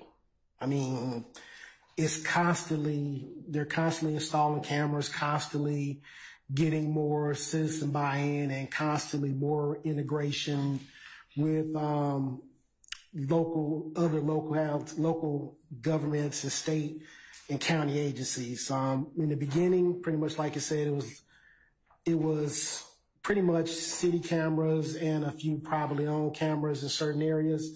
But now we're talking about everything from DOT cameras, building cameras in certain places, government buildings, massive private places like Atlantic Station, developments. It's really, really, really expanded over time. How about, if you can remember, how about starting in 2012, 13, going into 13? How expansive was the areas I've asked you about, capturing, the camera system? Camera system in those areas you specifically asked for back then, it was kind of still in the beginning stages of it. A lot of pan tilt zoom cameras, whereas pan tilt zoom cameras are pretty much designed to watch larger areas, try to catch everything. And if somebody who's monitor sees something, he can pan and zoom in on what's going on. But over time, there's been a massive increase of LPRs, the license plate reader cameras. And in fact, a lot of places, they're constantly studying the effectiveness of the cameras. So a lot of times in some areas, they've moved the pan tilt zoom cameras away because they weren't really catching what they wanted, and went to LPRs, because the way you have to constantly look at the system is you have to look at the crime that's going on in a specific area. If more crime is vehicle borne, LPRs are better. But if you have some area, just to give an example, like down around Phillips Arena, Mercedes-Benz and stuff like that, you have a lot of pedestrian traffic. Those instances, pan tilt zoom cameras serve you better because you can use it as a force multiplier to watch what's going on without actually having to have people on the ground doing it. So one person multiplies his ability to keep an eye on things. And how about, so I asked about 2012 going to 13. How about 2013, 14, and 14, 15? Because this is January 10th, 11th, 2015, right? Yes. Tell the jurors how the cameras were at that time, if you remember, if you don't remember. Yeah, it's pretty much like I said. It's just been a constant growing, like a child. Some starts off as an infant, and now they're a teenager getting ready to get out of high school. So you compare a 18-year-old to a toddler as far as growing of the system. And it started in approximately 2008, 2009. Is that what you testified to? 2000, but I remember initial meetings of it goes even back further. 2005. Five, just meetings and talking and discussing. Pretty much, to give an example, a lot of the stuff is patterned after London. London is one of the most surveilled cities in the world, and they've been using this stuff in London for years. And the powers to be got the idea that, Atlanta International City, let's use this to help us out. Okay. And by January 10th of 2015, were there these type of cameras throughout the city that we're talking about right now, in the area that could have been gotten? I know you weren't asked to do it. Yeah, possibly. Okay. Okay. Because the thing is though, because it's one of the things I can't say whether where the cameras were at that time, what they were looking at, or like we said, if the camera was even working. Okay. Now, I'd like to, you were asked a lot of questions about the gentleman in the, I'll just say in the camouflage dress. Yes. God forbid was shot. You know who I'm talking about? Yes. Okay. That person, do you know what time, do you have any evidence to show what time that person exited any building? Not that I remember. Okay, so that person was already on the scene around that vehicle that you identified, I think with the help of the prosecution, as in Tahoe. Is that fair to say? So he was on that scene the entire time? Yes, sir. All right. Do you remember how many minutes that was? I couldn't say off the top of my head how many minutes. You know, he was there because when the video starts, let's say like 8 minutes or so before the shooting. Okay, so at least 8 minutes. Yes. All right. Now, I also want to show you, with the help of Mr. Kokomo, with the court's permission, and I believe it is State's Exhibit 295Y, and that's the Texaco gas station. If I'm wrong on the exhibit, I'll get corrected, okay? All right. And if, with the court's permission, can Mr. Kokomo show that parking lot, Your Honor? Thank you, sir. And I'd like to focus on what I think you've identified as a Pontiac vehicle. You know what I'm talking about? Yes, sir. All right, let's just go through this.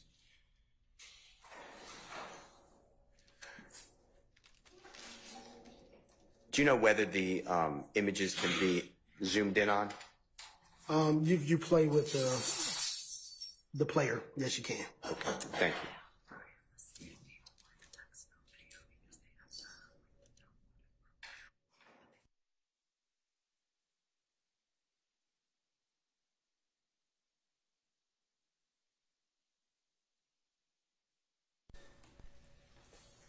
I have 295Y. 295, please. Which, what part? The parking lot, zooming in on the Pontiac. I believe that's camera 10. Thank you. Which camera? If you show it, then I'll be able to.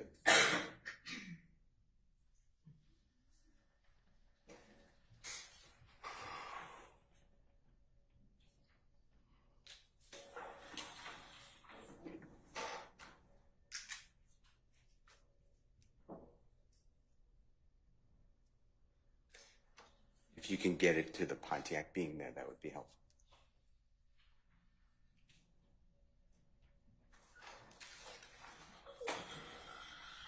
Your Honor, for the record, this is States 295Y, camera 10, according to the Honorable Douglas Weinstein, and I'll give you the time in one moment, Your Honor, once Prosecutor Love puts it on the screen. Okay, and I think it's there. If you could come back. If you could just come back a little closer, less blurry. You can make the car come forward if that's okay. Perfect. Okay, and Your Honor, that's 1842. Is that the Pontiac you've been talking about? Yes, sir. All right. And you're certain it's a Pontiac because you know cars, you have a Pontiac? How do you I know? used to have a Pontiac. Okay. So that's why I'm familiar with that grill on that car. You familiar with what? That's why I'm familiar with the grill, you know, kind of on that vehicle. You said the grill. Is that true? Yeah, the grill and the lights pattern. Let's do this then. Can we, with the state's permission and assistance, with the court's permission, of course, can you blow up the grill as much as you can without it getting too distorted?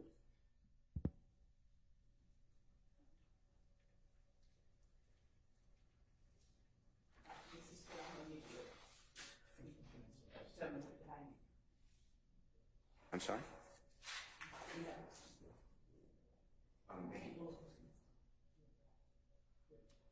Can you zoom in on the grill? The car.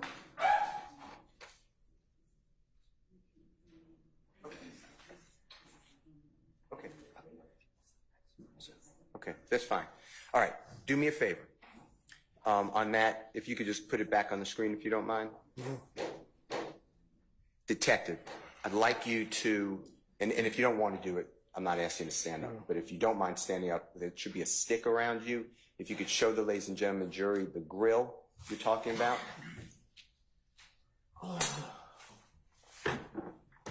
This portion.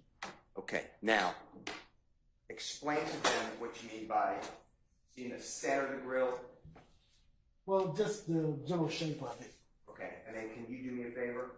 Using the pointer, can you show the ladies and gentlemen the center of that grill? Is there a vertical line or design in the Pontiac that you recognize? No, you mean the vertical line? No, it's just I recognize the general shape as a whole. All right. Because just the lights and just the grill, this whole thing is what I recognize as being a Pontiac. And I'm sorry. I'm not a vehicle expert, but I just used to own one. That's why I guess. John, may I approach the screen just to point for a second? Yes, you may. If you just help me out for a second. So I'm referring to. You see this going up and down? Yes, right there. Okay. And that's part of the grill. Is that fair to say? Yes. All right. Now, when that car, that Pontiac, leaves the scene, this is, you know that to be a proper time. Is that fair to say? Yes. How do you know it to be the proper time, the 1842? Because this particular system, like I said, is a computer-based system and is connected to the internet. Same way as your laptop generally keeps the time. Okay. So, Versus the system in the barbershop, it's a DVR system. It has a small battery in it to keep the time right on, if the power goes out or something like that. Problem with those systems is daylight savings, things of that nature. You constantly have to update the time. that's more human error. It's human error because most people don't know, how to do that. Once the installer installs it for them, they let it keep going. Whereas this system does it automatically on its own. All right. And if we can go to, and I may need a little help here, the barbershop, capturing right before the shooting occurs from the street angle. That should be State's Exhibit number 292, and I have A, but I could be wrong. Could you? You have it? Oh, Mr. Kokomo said he's doing it. Thank you. He said he's doing it. Thank you, Mr. Kokomo. Thank you very much, though.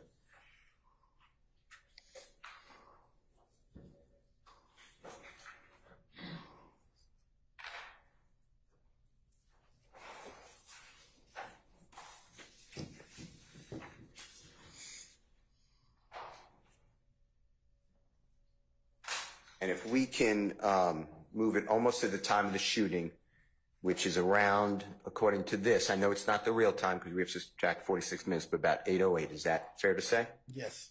Okay. And the shooting is actually what? 8:08 is about 30 something? It's some seconds in. I don't remember specifically how many seconds in, but it's around 8:08. All right. Well, if Mr. Kokomo can go slow and play. Your Honor, it is 8:08:30 started.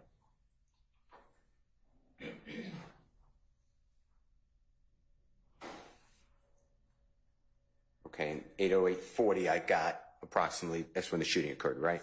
Okay, if Mr. Kokomo can go back to maybe 8:08:20 seconds, I'd like you to look for, was the Pontiac a lighter colored car in the Texaco gas station? Yes, it looked to be. Okay.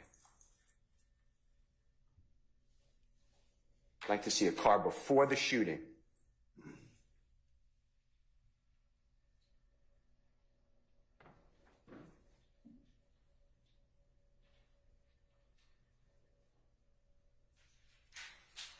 Okay, if you stop it. It went too fast. He's too fast for me. If you go back, Mr. Kokomo, to about 8:08:27. And I'm going to ask Mr. Kokomo, detective, to just stop it at 8:08:27 or thereabout, if that's okay.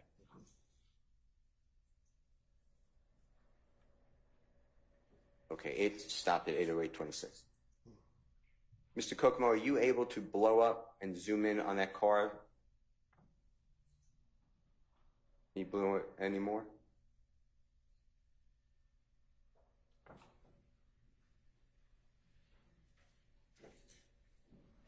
Is that the best you got? Yes? Okay. If you can zoom out just a little bit.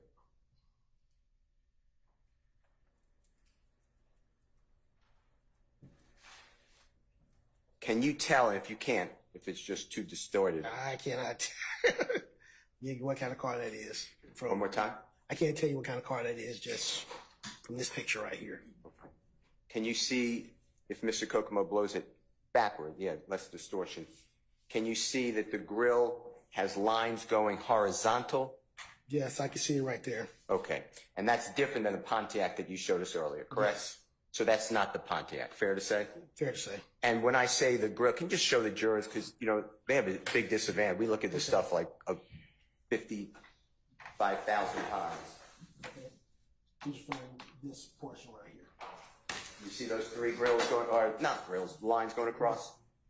Okay, and obviously you don't want to commit what type of car it is, but it's not the Pontiac, fair to say? Yes, fair to say. Is that correct? All right. Now, from here, it's approximately, and if you could zoom back out to normal shot, we're going to have another 12 seconds until the shooting, until what I call about 39 seconds, 40 seconds at 8:08. Is that true? Till the shooting, what appears to be people reacting to gunfire? Yes. Okay. So I want you to count how many cars until presumably the car that's shooting the firearms, okay? Or the firearm. Okay, if you could play it, Mr. Kokomo. If it slows, that would be fine too. So you could stop it right there. If you go back, Mr. Kokomo. At 8:08:22, he's going to play it. If you could, Mr. Kokomo. That's some sort of SUV. This is the car we just stopped on, right? Mm-hmm. Not the Pontiac. This is another car, another SUV, and then this is going to be another car, and then we're getting up to the time of the shooting. Fair to say? Yes. All right. The other cars that were in sequence, they were not the Pontiac either, right? Color-wise? No. Am I correct? Yes. Yes. Okay. All right.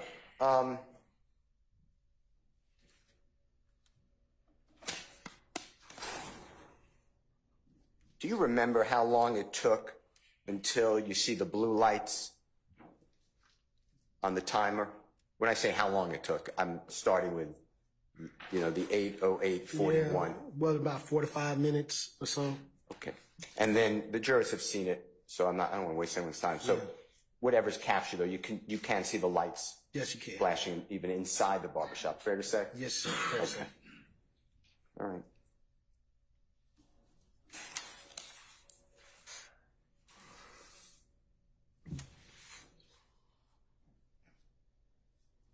From your grabbing and preserving and memorializing these videos that you did for us, and thank you for your work, if I didn't thank you.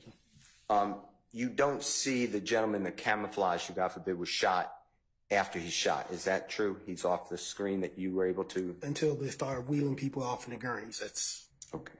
So we don't know whether he fired a weapon or not. We just don't see him. Am I correct? Yes, sir.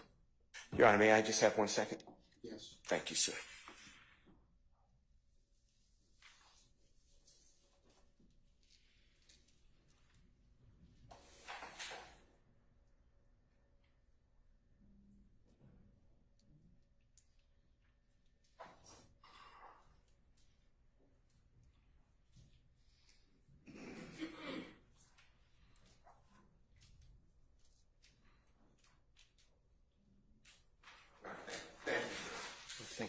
Redirect. Excuse me, Your Honor, I have about 5 minutes.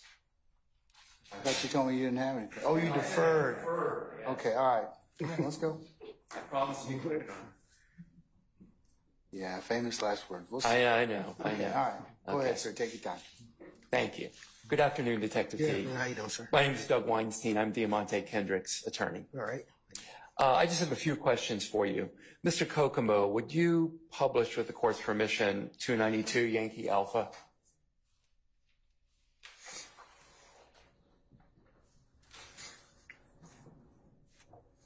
Can you go to timestamp 808:20, about 20 seconds back?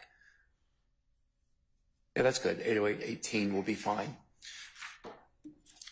Detective Teague, I want you to watch when the car goes by that appears to do the shooting, and tell me if you see that car stop for 20 seconds, okay? Mr. Kokomo, please play the video.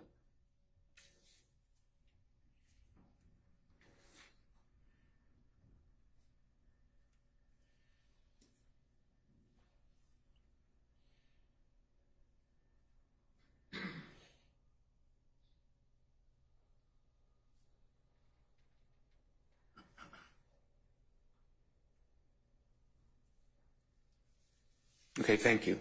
Do you see the car stop for 20 seconds like something out of Boys in the Hood? No. Okay. Do you recall a few short minutes ago you testified about State's Exhibit 295 Yankee, the GeoVision system in Texaco? Yes. And on camera 10 at timestamp 19:17:17, you saw a man in a black coat. You testified that you saw a man in a black coat get in the driver's side of the Pontiac. Do you recall testifying to that? Yes, I did. And then you testified that at 19:17:27 that the Pontiac pulls out of the gas station, correct? Yes, I did. Do you ever see the man in the black coat get into any other car? No. So the last that you see of the man in the black coat is that he gets into the Pontiac and the Pontiac pulls out, correct? Yes. Okay, I have no more questions. Thank you. Any other counsels?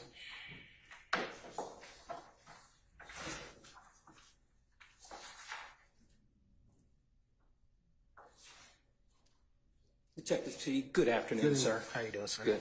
Carlton Matthews, on behalf of Mr. Marquavius Huey. Okay. You were asked in the barbershop video some questions about this person that had on the red and white jacket, correct? Yes. You were asked whether or not you were able to identify that individual. Remember that? Yes. You were not able to identify that person, correct? No. You were able to see that there was a long gun or a rifle of sorts in that person's hand, correct? Were you, or did you give an assignment or receive an assignment to do any type of analysis on that rifle? No. Okay. Do you agree that the identity of that person perhaps could have been established had there potentially been some type of forensic evidence on the firearm being retrieved? Cause for speculation. Do you have familiarity, Detective Teague, with fingerprint analysis? Yes, I do. Do you have familiarity with DNA analysis? Yes, I do. You do know that DNA analysis could potentially reveal particles on a handgun, correct? Possibly if the person wasn't wearing gloves. And did you see any gloves in the video of the person that was wearing the red and white jacket? Not that I remember. Okay. That being said, it would be fair to say that it's possible that there could be fingerprint evidence that could have been retrieved from that firearm, correct? Speculation. I sustain the objection. Do you know whether or not it's possible that fingerprint evidence can be revealed from a firearm? Still cause for speculation, Mr. Matthews. Okay. Let's move on, sir. Okay. Let's talk about the technology that you have with respect to pulling together surveillance information and videos. That is actually something that can be done throughout the city of Atlanta with the VIC system, correct? You mean pulling all the cameras in the area and stuff like that? You're talking about that? Yes. Okay. And so it's not just relegated to certain segments of the city.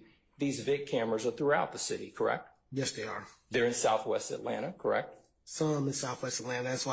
That's why we have to have a map, to see where they are. Because by saying they're in Southwest Atlanta, one person could even speculate they're on every street in Southwest Atlanta, and they are not. Okay. They are in North Atlanta in terms of the city, Buckhead area, Yes, they are. right?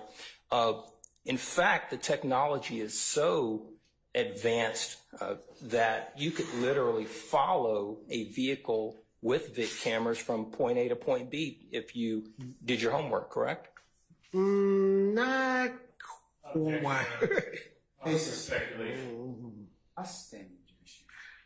Do you know whether or not it's possible that you can follow a vehicle for many points throughout the city using the surveillance that's available to you? Well, I can speculate how you can run into problems with that. You know, ideally you think that, but as I already said, a lot of the systems, pan tilt zoom cameras only look where they look. So say, I'm just giving you an example. Say the camera's right here. Just because the camera is right here doesn't mean that the camera's looking at the street. The camera could be panned looking at a field, something, or straight along the sidewalk, or even straight down, depending on what the last person left the camera at. Okay. So that's kind of hard to say, like, yes, you could follow a vehicle, because even today, we have issues in certain areas still following a vehicle for long periods of time, depending on where a crime happened. Okay.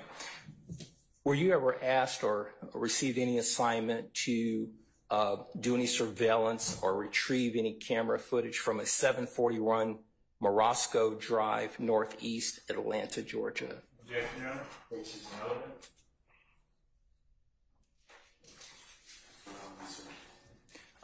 It's part of the indictment, Your Honor. Thank you, Your Honor. Okay. Morosco, I would have to look back specifically. Okay. Not, I've pulled video from so many places in the city just by throwing up an address. We keep databases and stuff where we go specifically.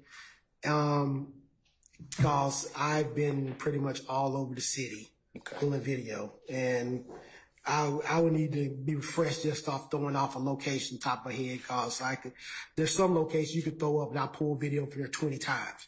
So I kind of have to be specific about, did I pull video for a specific incident that I recall? But Morosco, I pulled video from several businesses around the Morosco area for different incidents, because you got to understand, I pulled video for the whole department.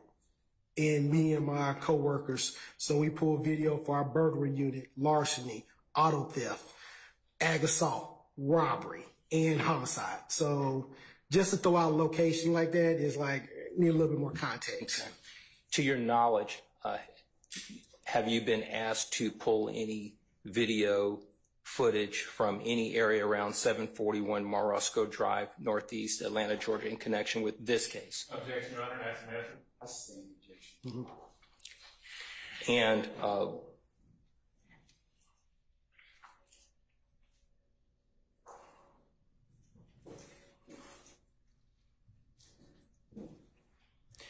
the video footage that we've seen and that you've testified to here today, we have not heard any audio footage or audio with respect to any of the video surveillance at the Texaco, correct?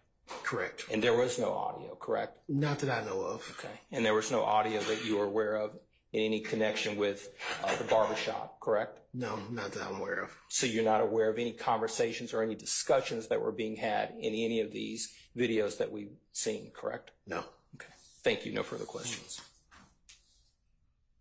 Any further inquiry? Any defense counsel? Redirect.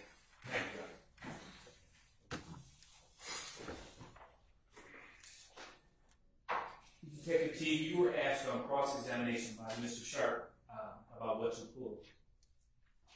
Please tell the jury exactly what did you collect, and by that, I mean what length of footage did you collect from each camera? For this connected, I collected an hour's worth of footage from each camera on each system. A little bit more for the GeoVision because of the way that the system collects video. So, you know, just because I put in a time frame for an hour, it's going to give me a little bit more on the front end and the back end. It's just the way that system is designed. Detective T, what length of time were you asked to pull? Length of time from like 7 o'clock to like 8 o'clock. Is this for the barbershop? From the barbershop and the Texaco. I think the time's off just a little bit, but I was directed by Detective Thorpe for specifics.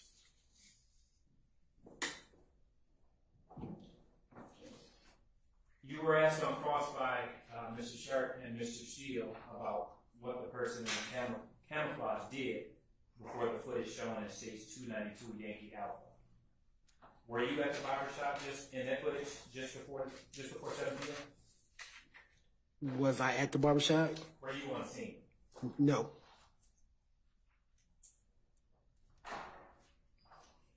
Did you personally observe where the gentleman in the camouflage was in that footage You mean? prior to the shooting? No.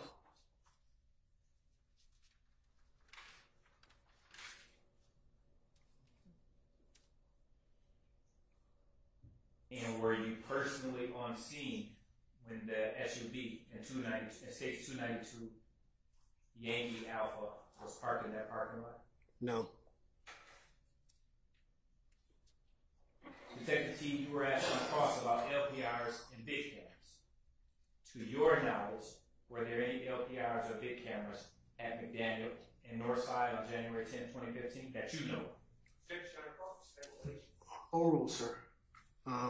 None that I knew of at that point.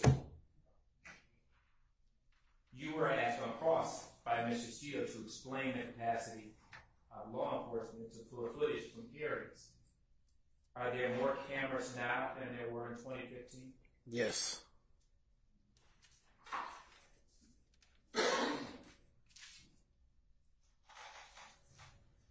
Are you able to say whether the Texaco footage was exactly accurate or off by a minute or two? I said generally they're usually correct, but when we talk about time, everyone will have to come to an agreement about what time we're talking about. The time you have on your Verizon phone versus your time you have on your AT&T phone, T-Mobile, or the atomic clock. So we generally say, that's why we like to use approximate time. Mr. Matthews asked you about the advanced nature of cameras. Were cameras in 2015 as advanced as they are today? No, nowhere in the ballpark. Brief indulgence, Your Honor. All right, sir.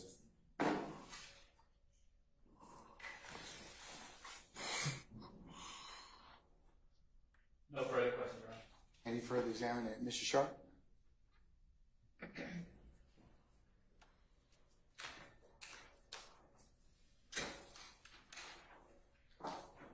Investigator T, you were just asked about the presence or availability of VIC cameras or LPRs. You remember that? Yes. And you said none that you know of were available. The way you determine if LPRs or VIC cameras are available is you look for them, correct? Two ways. Either one, you're standing out there and you see it and you can point it out, or two, you look at the map. Look at the interactive map. Yeah. Did Detective Teague ever ask you to look for... Thank you. I'm getting to know him. Did Detective Thorpe ever ask you to look for VIC cameras? No. Did he ever ask you to look at the interactive map for VIC cameras? No. All right. Did you ever look for VIC cameras or the interactive map? No, I keep it moving on to the next request. Because you're not the lead investigator, correct? Well, I'm not. Thank you. Any further examination? Yes, Mr. Steele.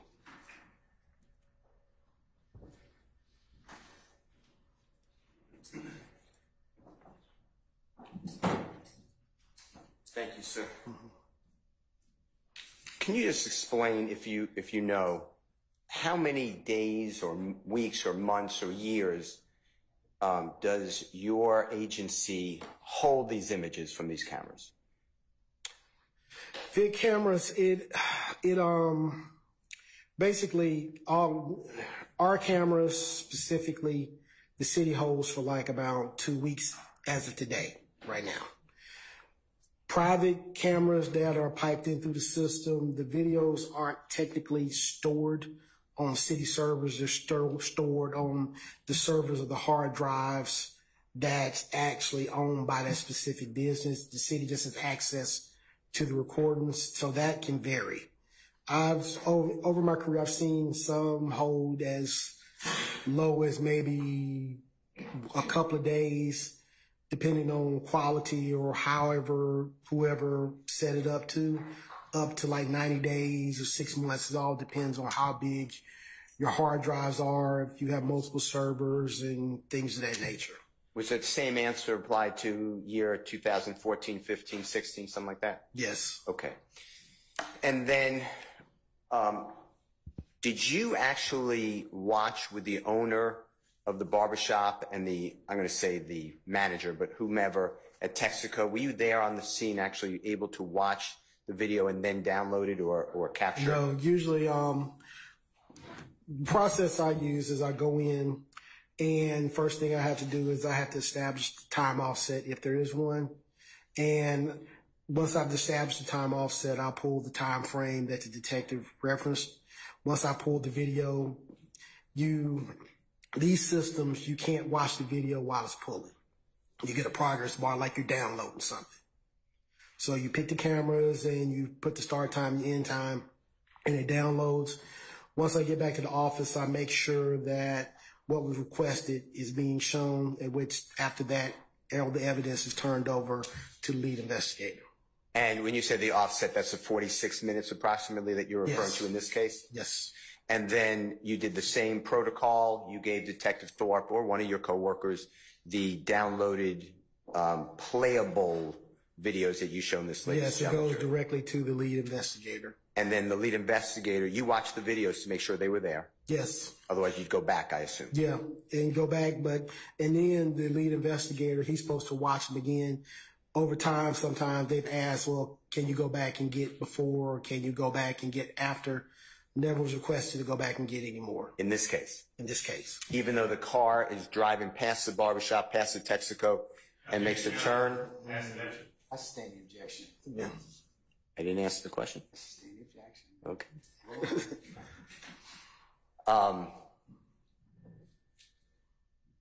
You made this available to Detective Thorpe, your work product. Otherwise, we wouldn't be here right now. You wouldn't be doing your job. Yes. Okay. All right. Thank you. Any further examination?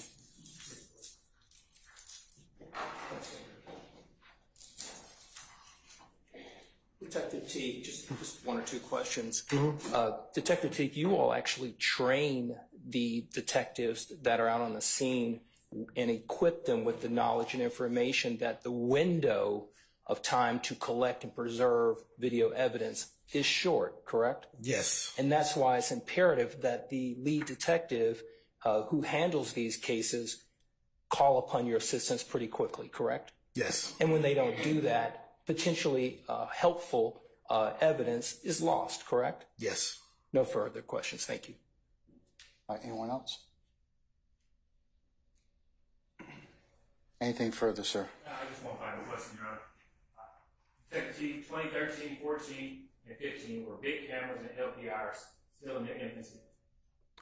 Pretty much for city use, yes. No further questions. All right. Anything further? All right. May Detective T be permanently or temporarily excused a witness? Temporary.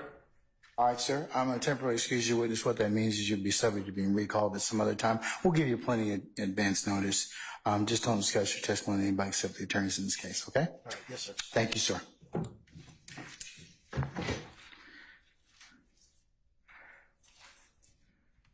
All right, ladies and gentlemen, let's take a comfort break, about 15 minutes, and we'll come back and see where the rest of the day leads us, okay? All right, we're in recess.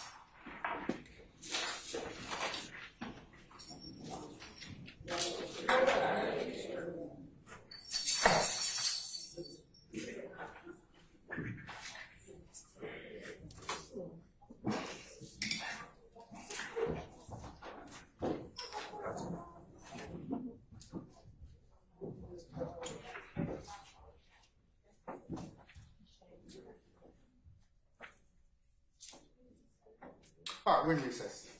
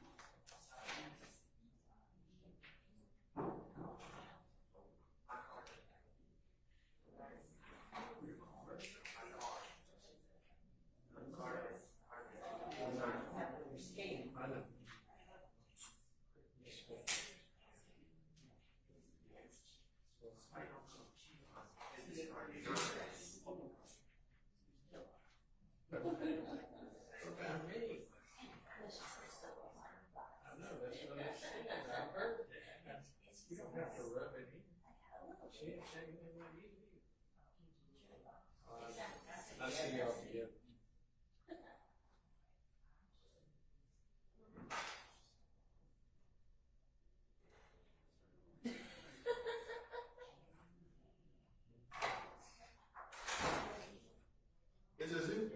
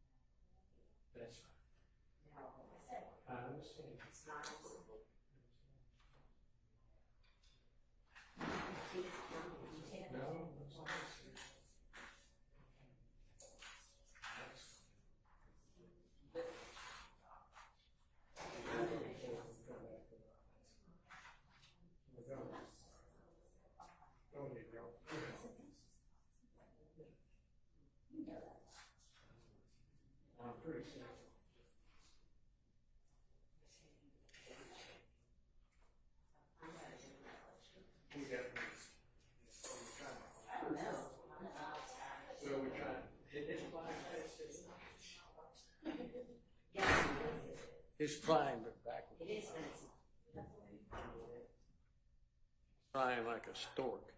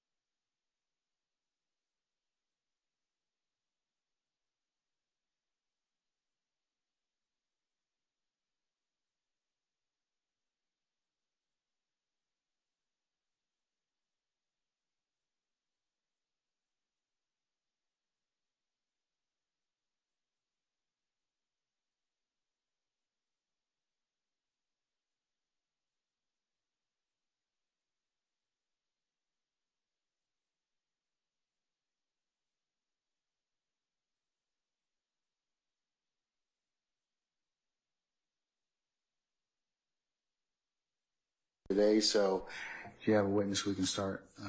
Members of the state. Yes, Your Honor, we do have a motion before this witness. I believe Mr. Steele filed some objections to the state's exhibits, and so we would need to hear that before the next witness. Who's your next witness? Donovan Thomas.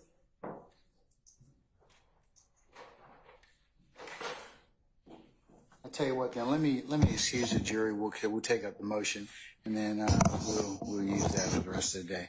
Okay. Can we summon our jurors, please?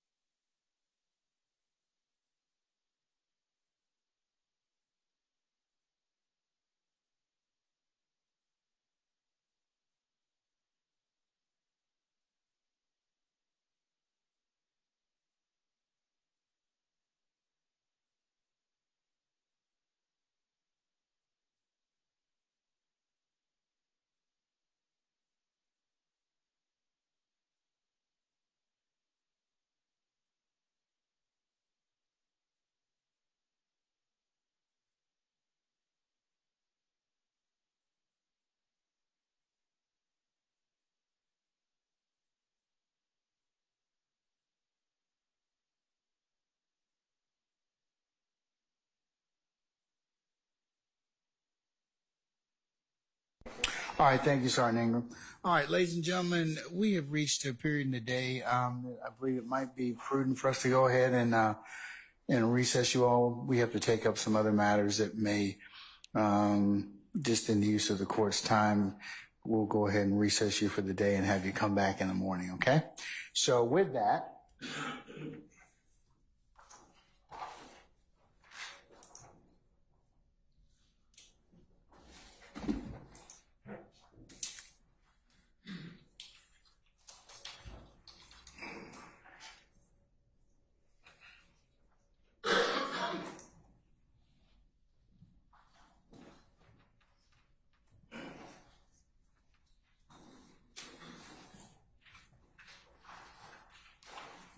all right, ladies and gentlemen, for the 5th of June, tomorrow, report for 9:30 for anticipated 10 o'clock start time. And tomorrow is a regular business day, okay? So we'll work till probably somewhere around 5 o'clock, all right? All right, any ministerial inquiry of me, ladies and gentlemen? Okay, all right, ladies and gentlemen, let's go through your customary ad nauseum admonitions. Remember to leave your notepads in the basket as you leave. You can pick those back up tomorrow morning. Remember, as you're sitting back there or congregating in ones and twos, no matter where you're going, please do not discuss anything about anything that you've heard thus far in the trial of this matter. Remember, as I told you earlier, it would be a violation for you to sit back there in your headquarters, jury deliberation room, or any other place and basically handicap or otherwise review the testimony. What do you think about this particular witness?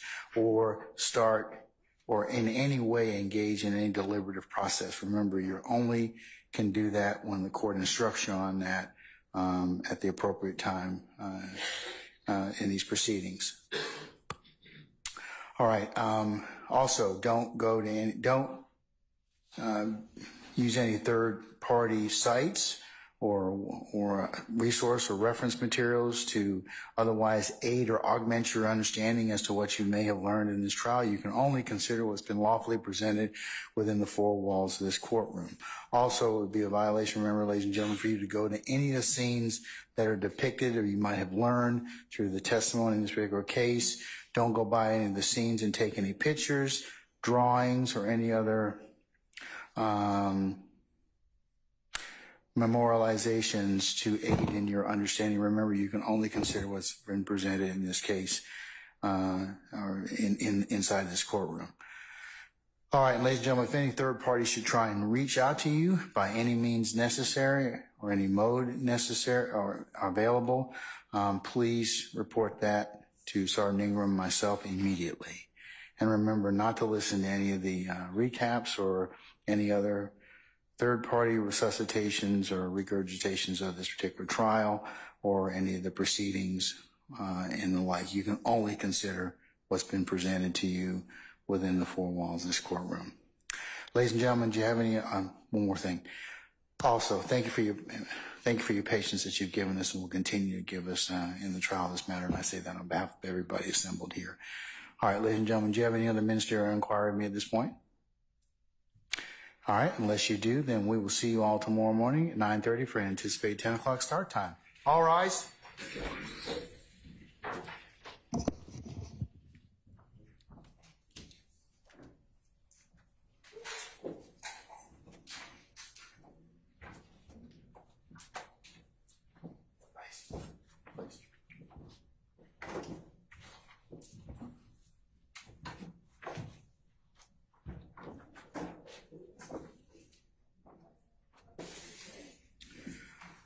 Okay, ladies and gentlemen, our jury has left us.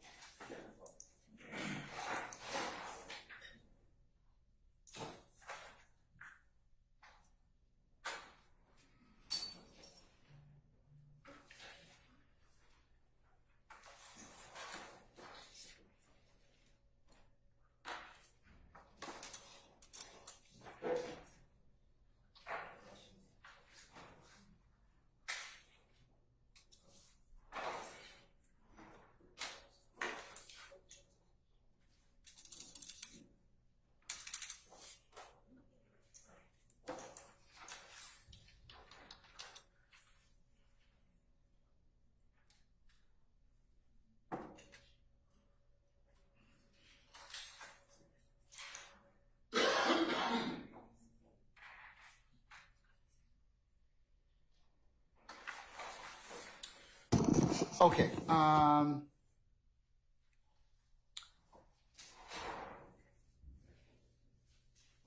Ms. Hilton, did you send an updated Donovan Thomas, what's labeled as an email on Friday, the 31st of May at 11:51 approximately with an attachment Donovan Thomas Senior PowerPoint? Yes, Your Honor. Is that the one that you're asking the court to consider, or has it been updated anyway? It has been updated. Did you send another email out to the rest of us? Not yet. Okay, then I'm going to use this one as the next court's exhibit in order. Counsels, that was the one that was sent to the rest of you at 11:51 a.m. on Friday, the 31st of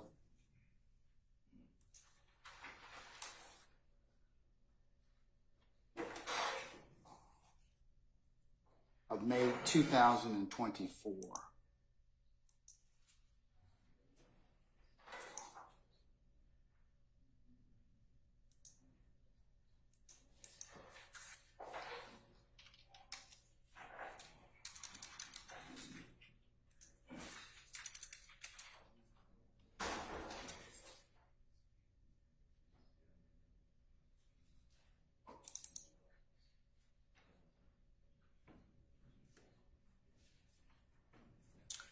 I'll also include, Mr. Steele, you included a email sent Monday, the 3rd of June, 2024 at 10 p.m. in opposition to the particularized exhibit numbers that the state presented in the PowerPoint. Is that correct, sir? You are correct, sir. All right, I will include that as the next course exhibit in order.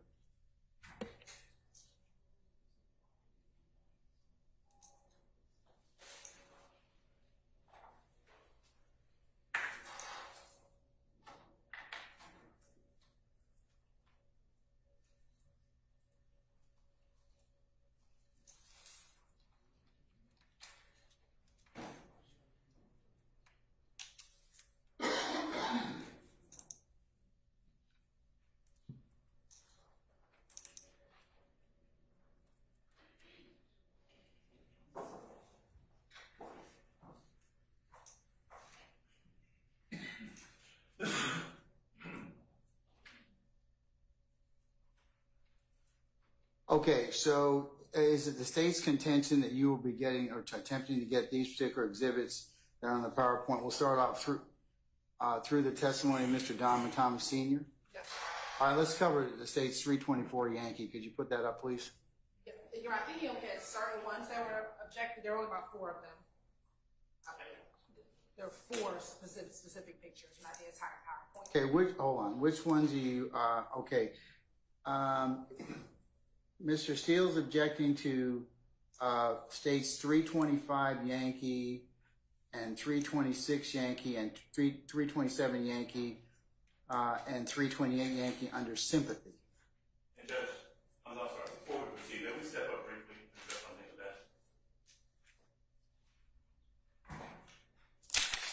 that. Okay.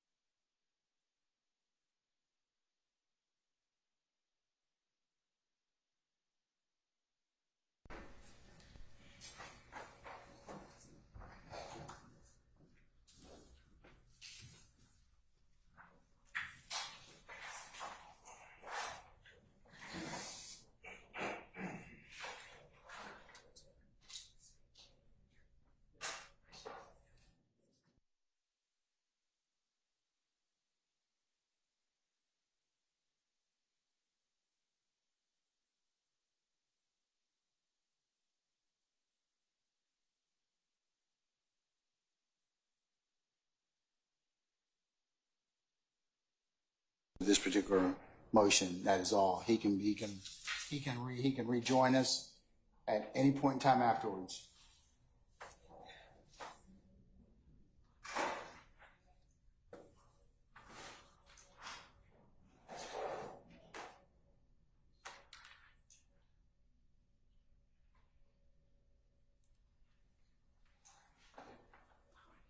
Okay, Ms. Hilton, what about the ones I was just mentioning now about Mr. Steele specifically having objections as to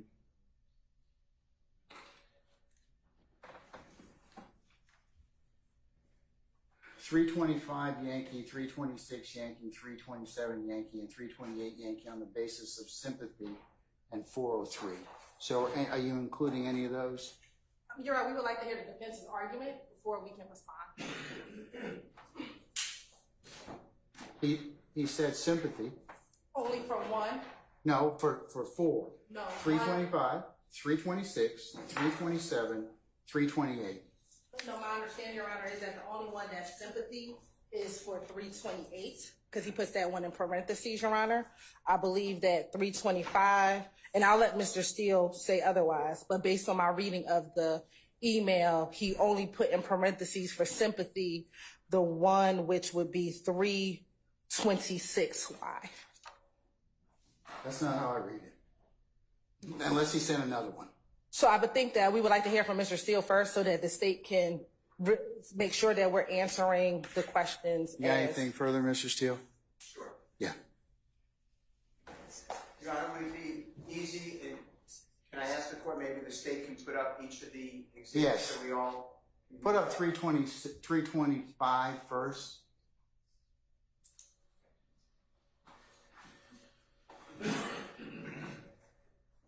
I mean, I have the PowerPoint, but you could just show them so everybody can see them. Okay, so I was, and Your Honor, in my email, it says at the beginning, Ms. Hilton was correct, sympathy is just for 327Y.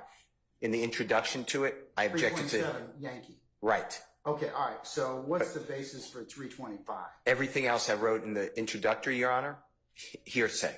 So it was a hearsay objection to everything else, except one of them, I believe, is there's a couple of different. But as I introduced the court, I said below are my objections under hearsay statute. I'm not looking at my email, but I wrote that. And then I added sympathy to that one. But Okay, so it's a hearsay objection. 325 is hearsay. Yeah. Has a picture of 4 people in it, and So it's redacted.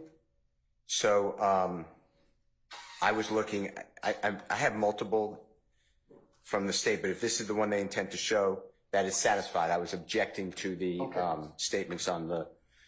all right. So anybody else have any other objection to 325 Yankee? If not, then assuming a foundation can be laid. All right, we'll move on to 326 Yankee. And if it's redacted, I won't have any problem, Your Honor. The only problem Let's put it up first. Okay, sorry. That's okay. Let's see if I can see it. Okay, 326 Yankee. All right.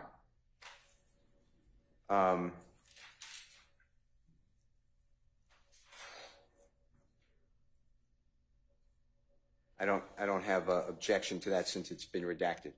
Okay. 327 Yankee. Well, when I say that, all the other objections, foundation, I don't want to waive anything. Yes, sir. Okay. Thank you. All right. Just the hearsay.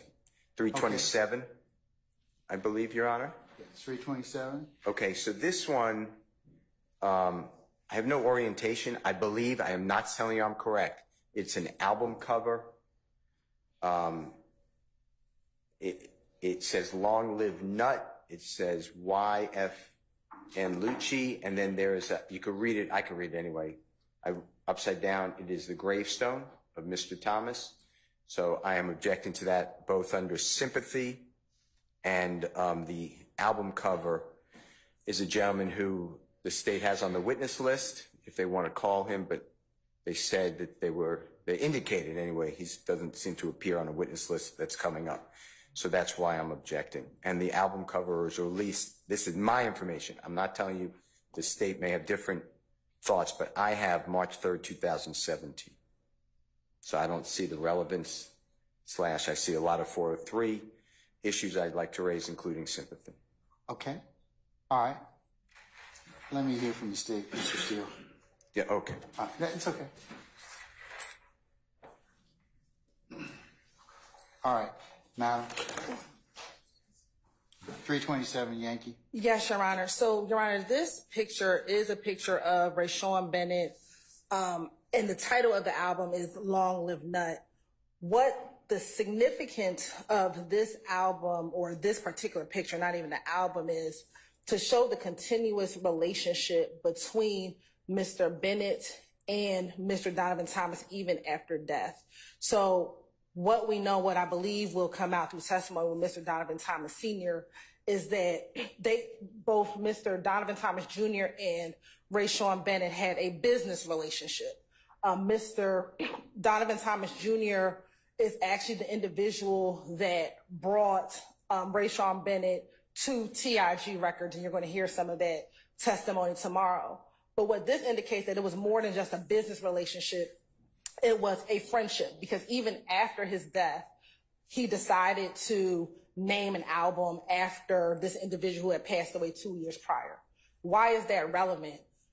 In the midst of what the state believes was a gang war in 2017, and I'm actually getting ready to get the dates specifically, is that we believe YSL continued to target Mr. Rayshawn Bennett as a result of, or as a part of, this gang war. So immediately following the murder of Donovan Thomas, you've heard some testimony that Rayshawn Bennett's mother's home was shot up.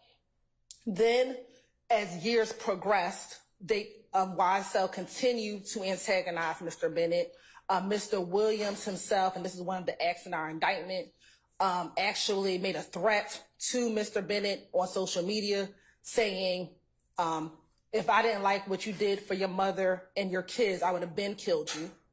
Then we have another act in the indictment in which Mr. Diamante Kendrick actually stood on top of Mr. Bennett's car while that car was parked at Lenox Mall.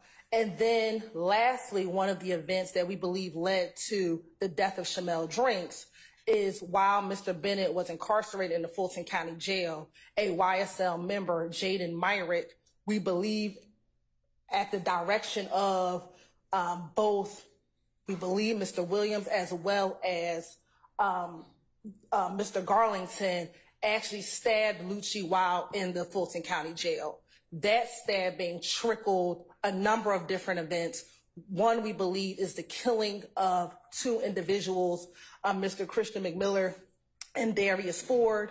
And then that killing ultimately led to the killing of Mr. Shamel Drinks. So this picture is not being presented for sympathy, but for the relevance of the relationship between Mr. Donovan Thomas and Mr. Bennett, more than just a business relationship, but an actual friendship. And again, after the murder of Donovan Thomas, Mr.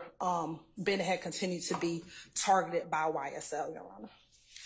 Who are the three people in State's 327 Yankee? So in the distance is Mr. Donovan Thomas. Junior? Junior. Standing is, of course, Mr. Lucci, Mr. Rayshawn Bennett, and next to that is Donovan Thomas's son. Donovan Thomas Jr.'s son. But those are the three individuals in the picture.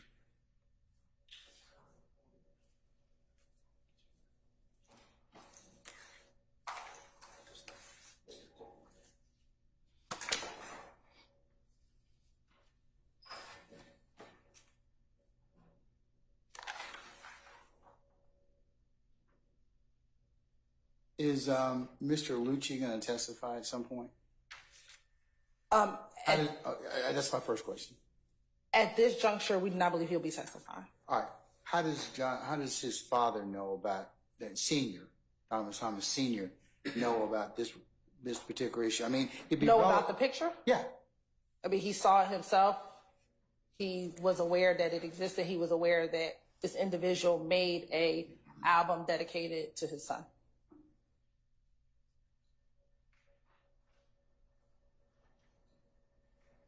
And he knows that that's his grandson on the picture.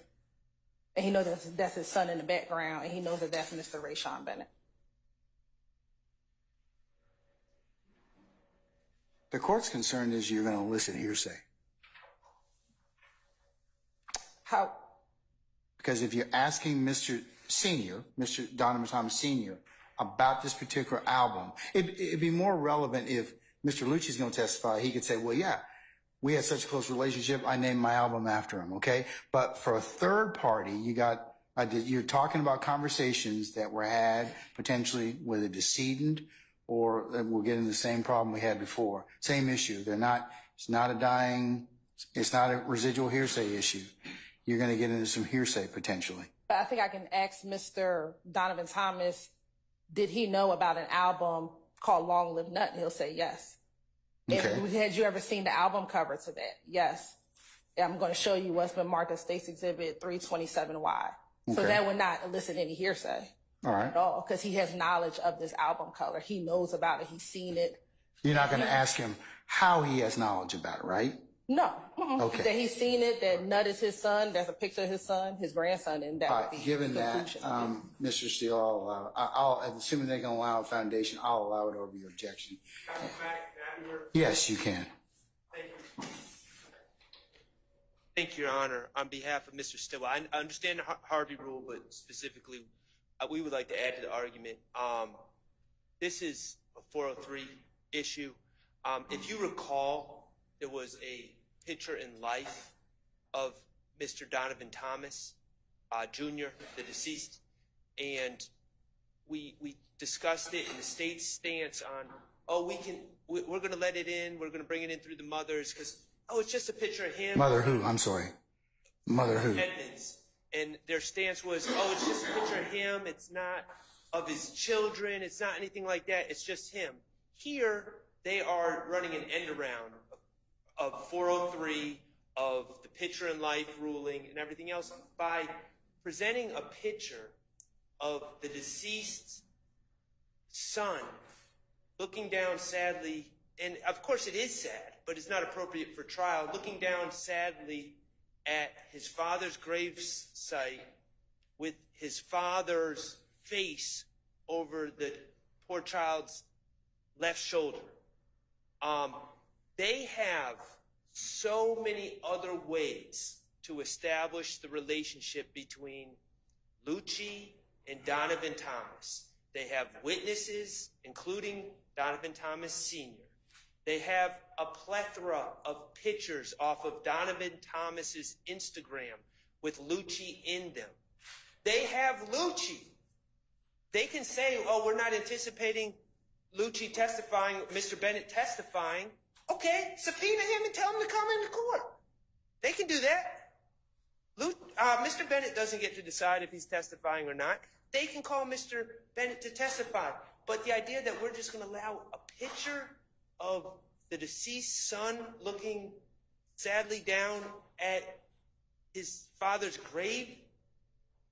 So you're saying it may be more prejudicial than probative? It's substantially more prejudicial. How about if I order the state to leave everything in there except Lucy, long live Nut, and crop out everything else?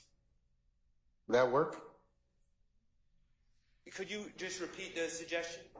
Crop out the three people in the picture and the gravestone. That I can speak for myself. Right. That would work for me. All right. Here's the issue that I find, Miss Hilton.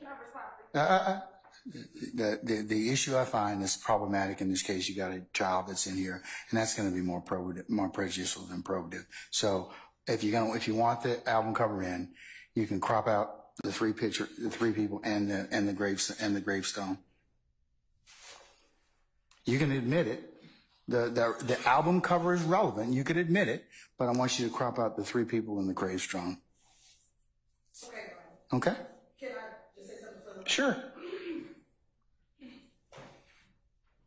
Because the prejudice is you got just the whole issue of the setup of the album cover, and I need to paint for the record. You do have the fading of Donovan Thomas Jr., his son, and looking at the gravestone, and Mr. Lucci looking at the gravestone. So the court's ruling is based upon you have his son's on the album cover, and that's what tips the prejudice in the court's opinion under 403. And the state understands the court's ruling. I just want to address Mr. Shard's argument, because although they say it's prejudicial, what I also hear them saying is if we bring Lucci in, then it'll be fine for us to put the album cover up. So if it is fine if Lucci comes in and we put the album cover up, then the prejudice is not different or the same. Matter of fact, I think Mr. Bennett it still would be prejudicial. You'd still have the same objection. I'd still have to rule upon it because you've already got the issue of a child and a person he did an album with, cover Mr. Lucci, who's holding some flowers and then looking at the grave. I mean, I think that in and of itself may be more prejudiced and probative, as to the point it brings in sympathy. But what I am saying is, to make it relevant, you can use that, but just crop out the gravestone and the three people in there, and then it would be, you've got an album cover, and I think that covers that. Even over objection would suffice that. Would the court be amenable, because it is Lucci, we will, like him on the picture, that we crop out the gravestone and the son and keep Lucci and Donovan Thomas? No. Okay. All right. Thank you, Your Honor. Okay. All right. So you got my ruling on that? Yes. Okay. All right. What's next? 328.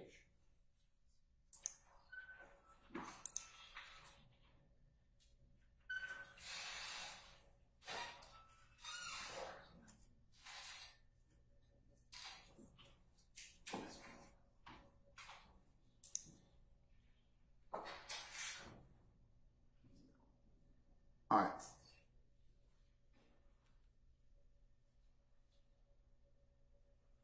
What's the base for the objection, 328, Mr. 328 Yankee? The hearsay, Your Honor. This is what I believe to be Mr. Donovan Thomas's Instagram account, and he's not going to testify, God forbid, but you have his big business _ ENT _ nut, and then it says words that he's speaking about to hit these Miami streets. Pound think it's a game. That's my objection. State?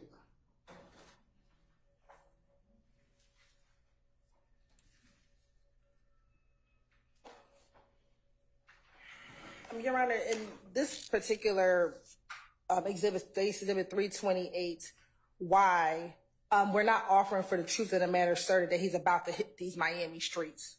Whether or not he was about to leave his room or not to go hit the streets is not what is relevant. I mean, it's not what we're offering this particular picture for. So it's not hearsay, because we're not offering for the truth of the matter asserted.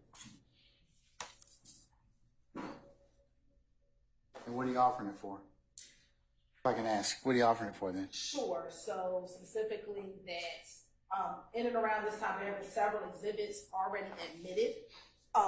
A few with, I believe, Mr. Williams in there around this May 2014 timeframe that have come in, and this was another of those pictures in their sequence of pictures. And so I believe it's Williams 13. Which this was on May 26, 2014. And matter of fact, defense counsel admitted Mr. Donovan Thomas Jr.'s caption in this particular picture. All of this came from Mr. Thomas's page.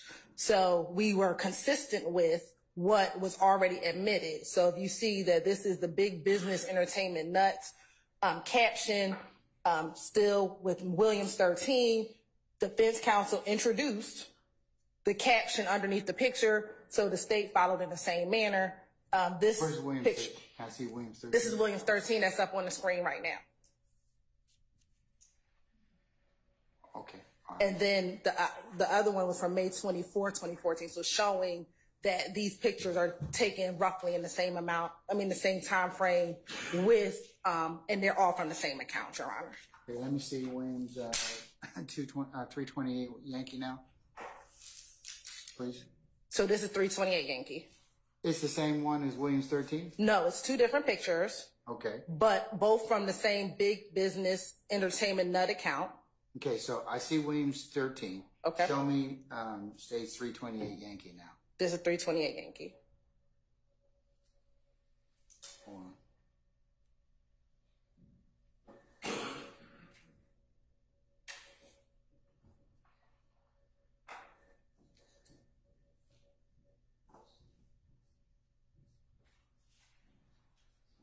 Okay, one more time. Let me see. Sure. Williams 13.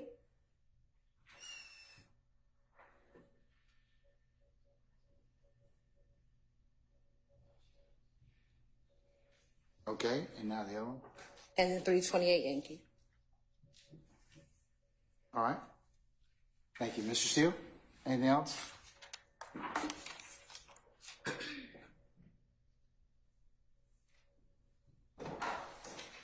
Terms of,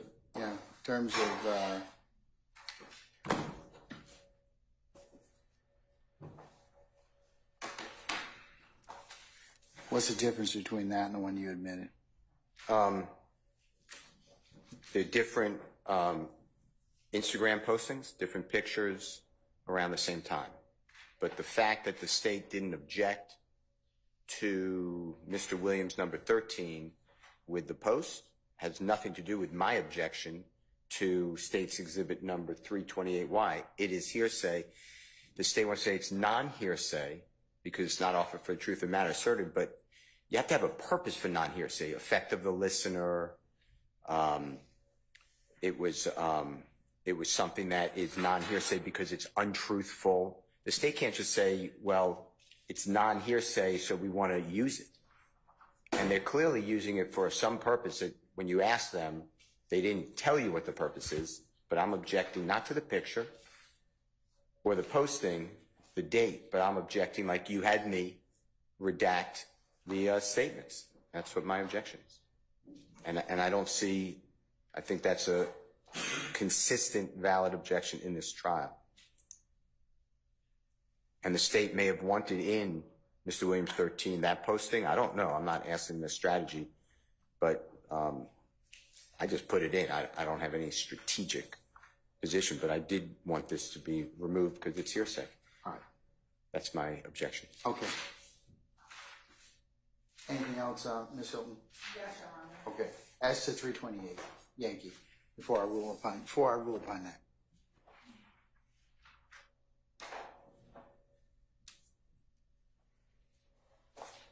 Your Honor, we don't have to have an exception if it's not hearsay. So Mr. Steele just said that we have to have basically an exception. If it's not hearsay, it's not hearsay. We're not offering it for the truth of the matter asserted, so it's non-hearsay. Therefore, we don't need an exception. What are you offering it for? Because if you're offering it for, if it's not, remember, hearsay is not out of court statement to prove the truth of the matter asserted. So what is it that you were asked? What's your rationale, or what does it fall under? Sure, it's relevant to show the context of other pictures that are now in evidence. So Williams 13 is in evidence. So we also have 328Y, and then I think we have a few others that are all from this time period of May 24th through about about June 4th. All of these pictures all come from the same account. So it's context to show these pictures are kind of all in line and in succession of one another, of each other. So that's the state's purpose of the pictures, and are fine. It is the statement itself. So I'm going to go ahead and sustain that objection. So just cut out the big biz and not about to hit these Miami streets underneath that through the date. So we need to take out that this is his account as well at the bottom? I'm sorry? So the Big Business Entertainment Nut is his account. No, leave that. Like by Traz and 371 others. Underneath that, all the way through View 13 comments, just you can leave in the May 24, 2014 and the Big Biz and Nut. I mean, you got it on both top and bottom. That's fine, but just take out everything else underneath the heart, we call it the caption and the paper airplane underneath there through View 13, all 13 comments. You can leave May 24th of 2014 and leave Big Biz and Nut at the bottom and top. Thank you.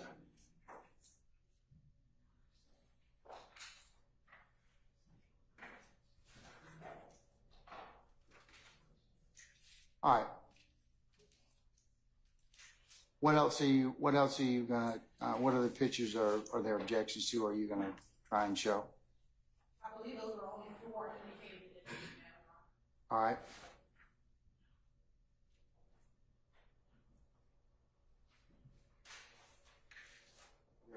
Yes. Yes. the state also gave us Jeffrey Williams number 222B, and it's in evidence, but they changed just like they did in the Mr. Williams number 13. I don't know, somebody changed the exhibit sticker. It now says Defense Exhibit 222B. Mine is Mr. Williams or JW 222B. So I don't know if that matters to the court. I just don't want it to be confusing because I introduced it. I'm going to let, unless it's something that needs to be taken up now, what I'll do is I'll get Ms. Weaver to check what's been admitted against what you all have, but we don't need to do that right now unless it's going to be shown to the witness. That's fine. Can I give you two others then for, if it's okay for Ms. Weaver to look at?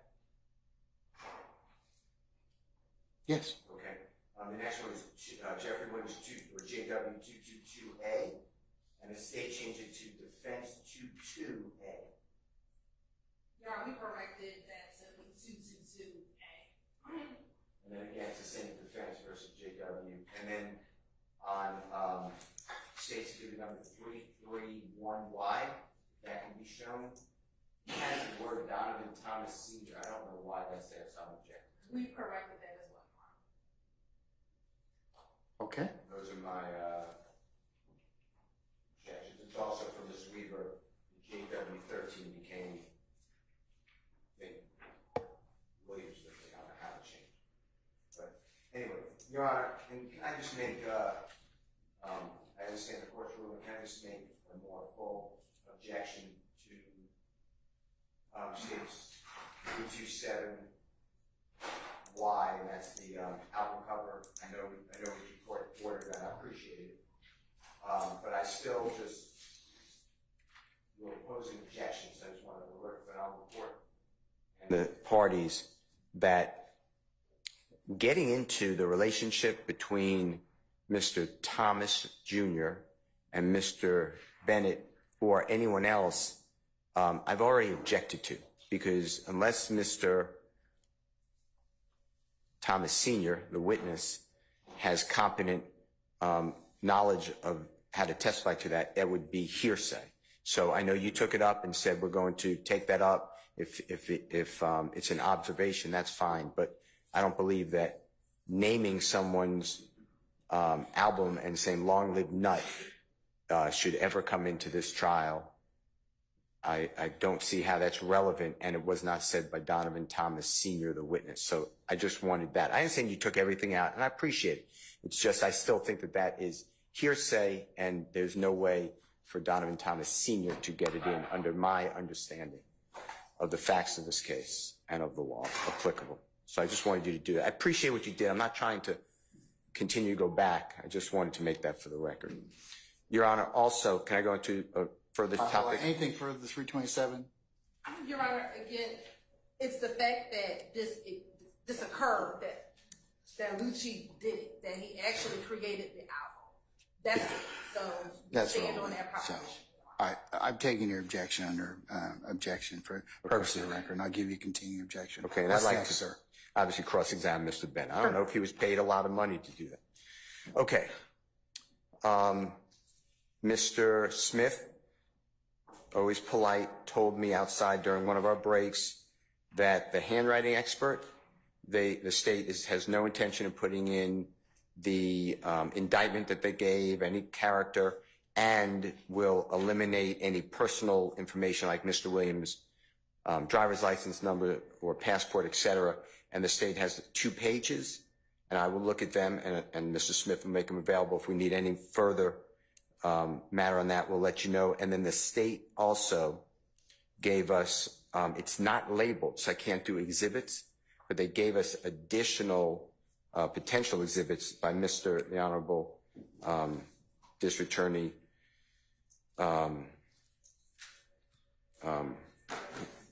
Atkins. Thank you. He sent it on Friday afternoon, and we have several objections to those, so I don't know how to label them, but we went through, each one, and we have several objections to them. But I can't really say to you State's Exhibit number 1 because What were they sent? When were they sent? Friday, 5 o'clock-ish. Does that sound right? Who sent them? The gentleman to my left, Mr. Atkins. Who sent the email? Mr. Atkins. What time did you send it? I'm going to say 4:50, if somebody can help me. Friday at 4:50, but I'm going by my memory.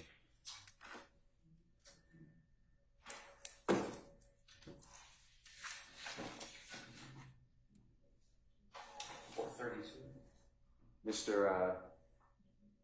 Weinstein said 432, Your Honor.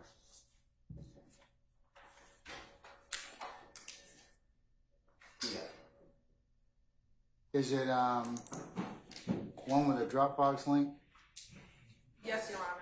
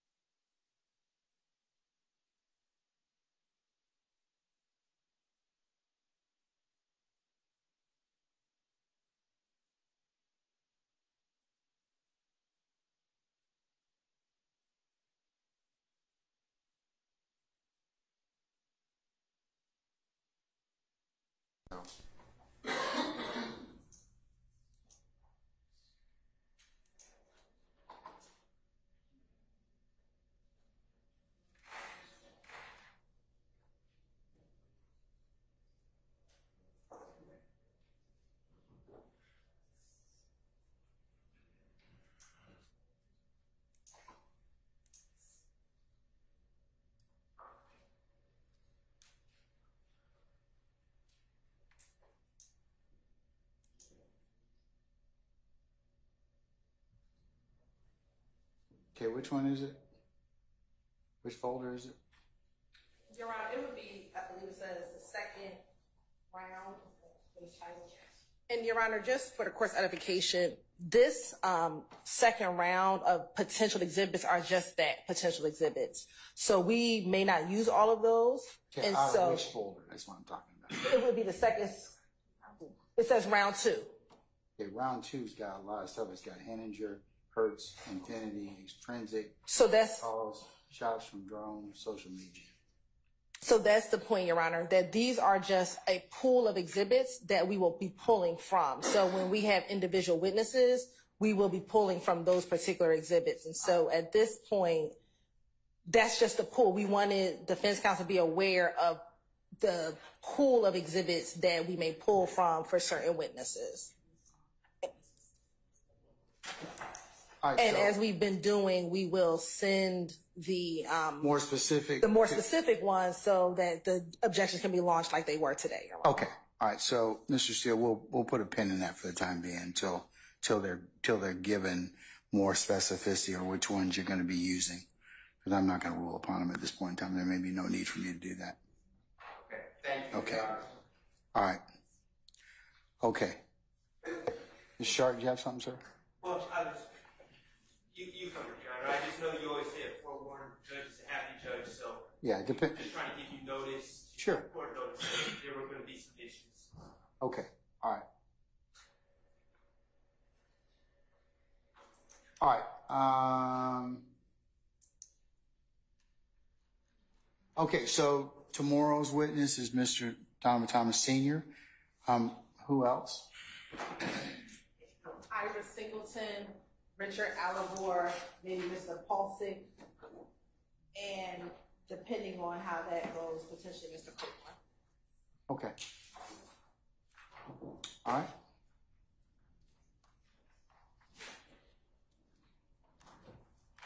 All right, folks, and we'll see, unless there's anything else, I'll see you all tomorrow morning, 9:30 for an anticipated 10 o'clock start time, all right? Okay. All right, we're in recess.